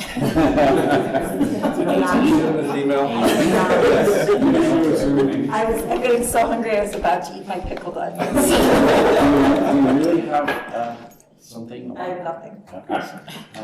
We did get an email about the negotiations for 1400 North with Union Pacific. Any changes, updates, anything going on with that? Nope, it's in a long process. Right? It's in a very, very long process. It wasn't a question of whether it was specifically a legal process versus an arbitration. Has a decision been made to pursue legal options, or are you actively engaged in negotiations from Eldon Peterson? The answer is yes. We're proceeding with legal options, and we are negotiating. Okay. Yeah. So the answer is yes. It's not like my wife. Would you like red or green? Yes. Okay. I'd like to compliment Kimber on his new attire on his face. Time to end the meeting. I'm glad you appreciate it. No other considerations? No, I want to say, Amanda had at the bottom compliments. I want to say Amanda, you you did really wonderful. good job. Great. In fact, amazing. If there are no more, our meeting is adjourned. Thanks for coming. And thank you, council, for your assistance and guidance and comments. I apologize about the phone. I forgot what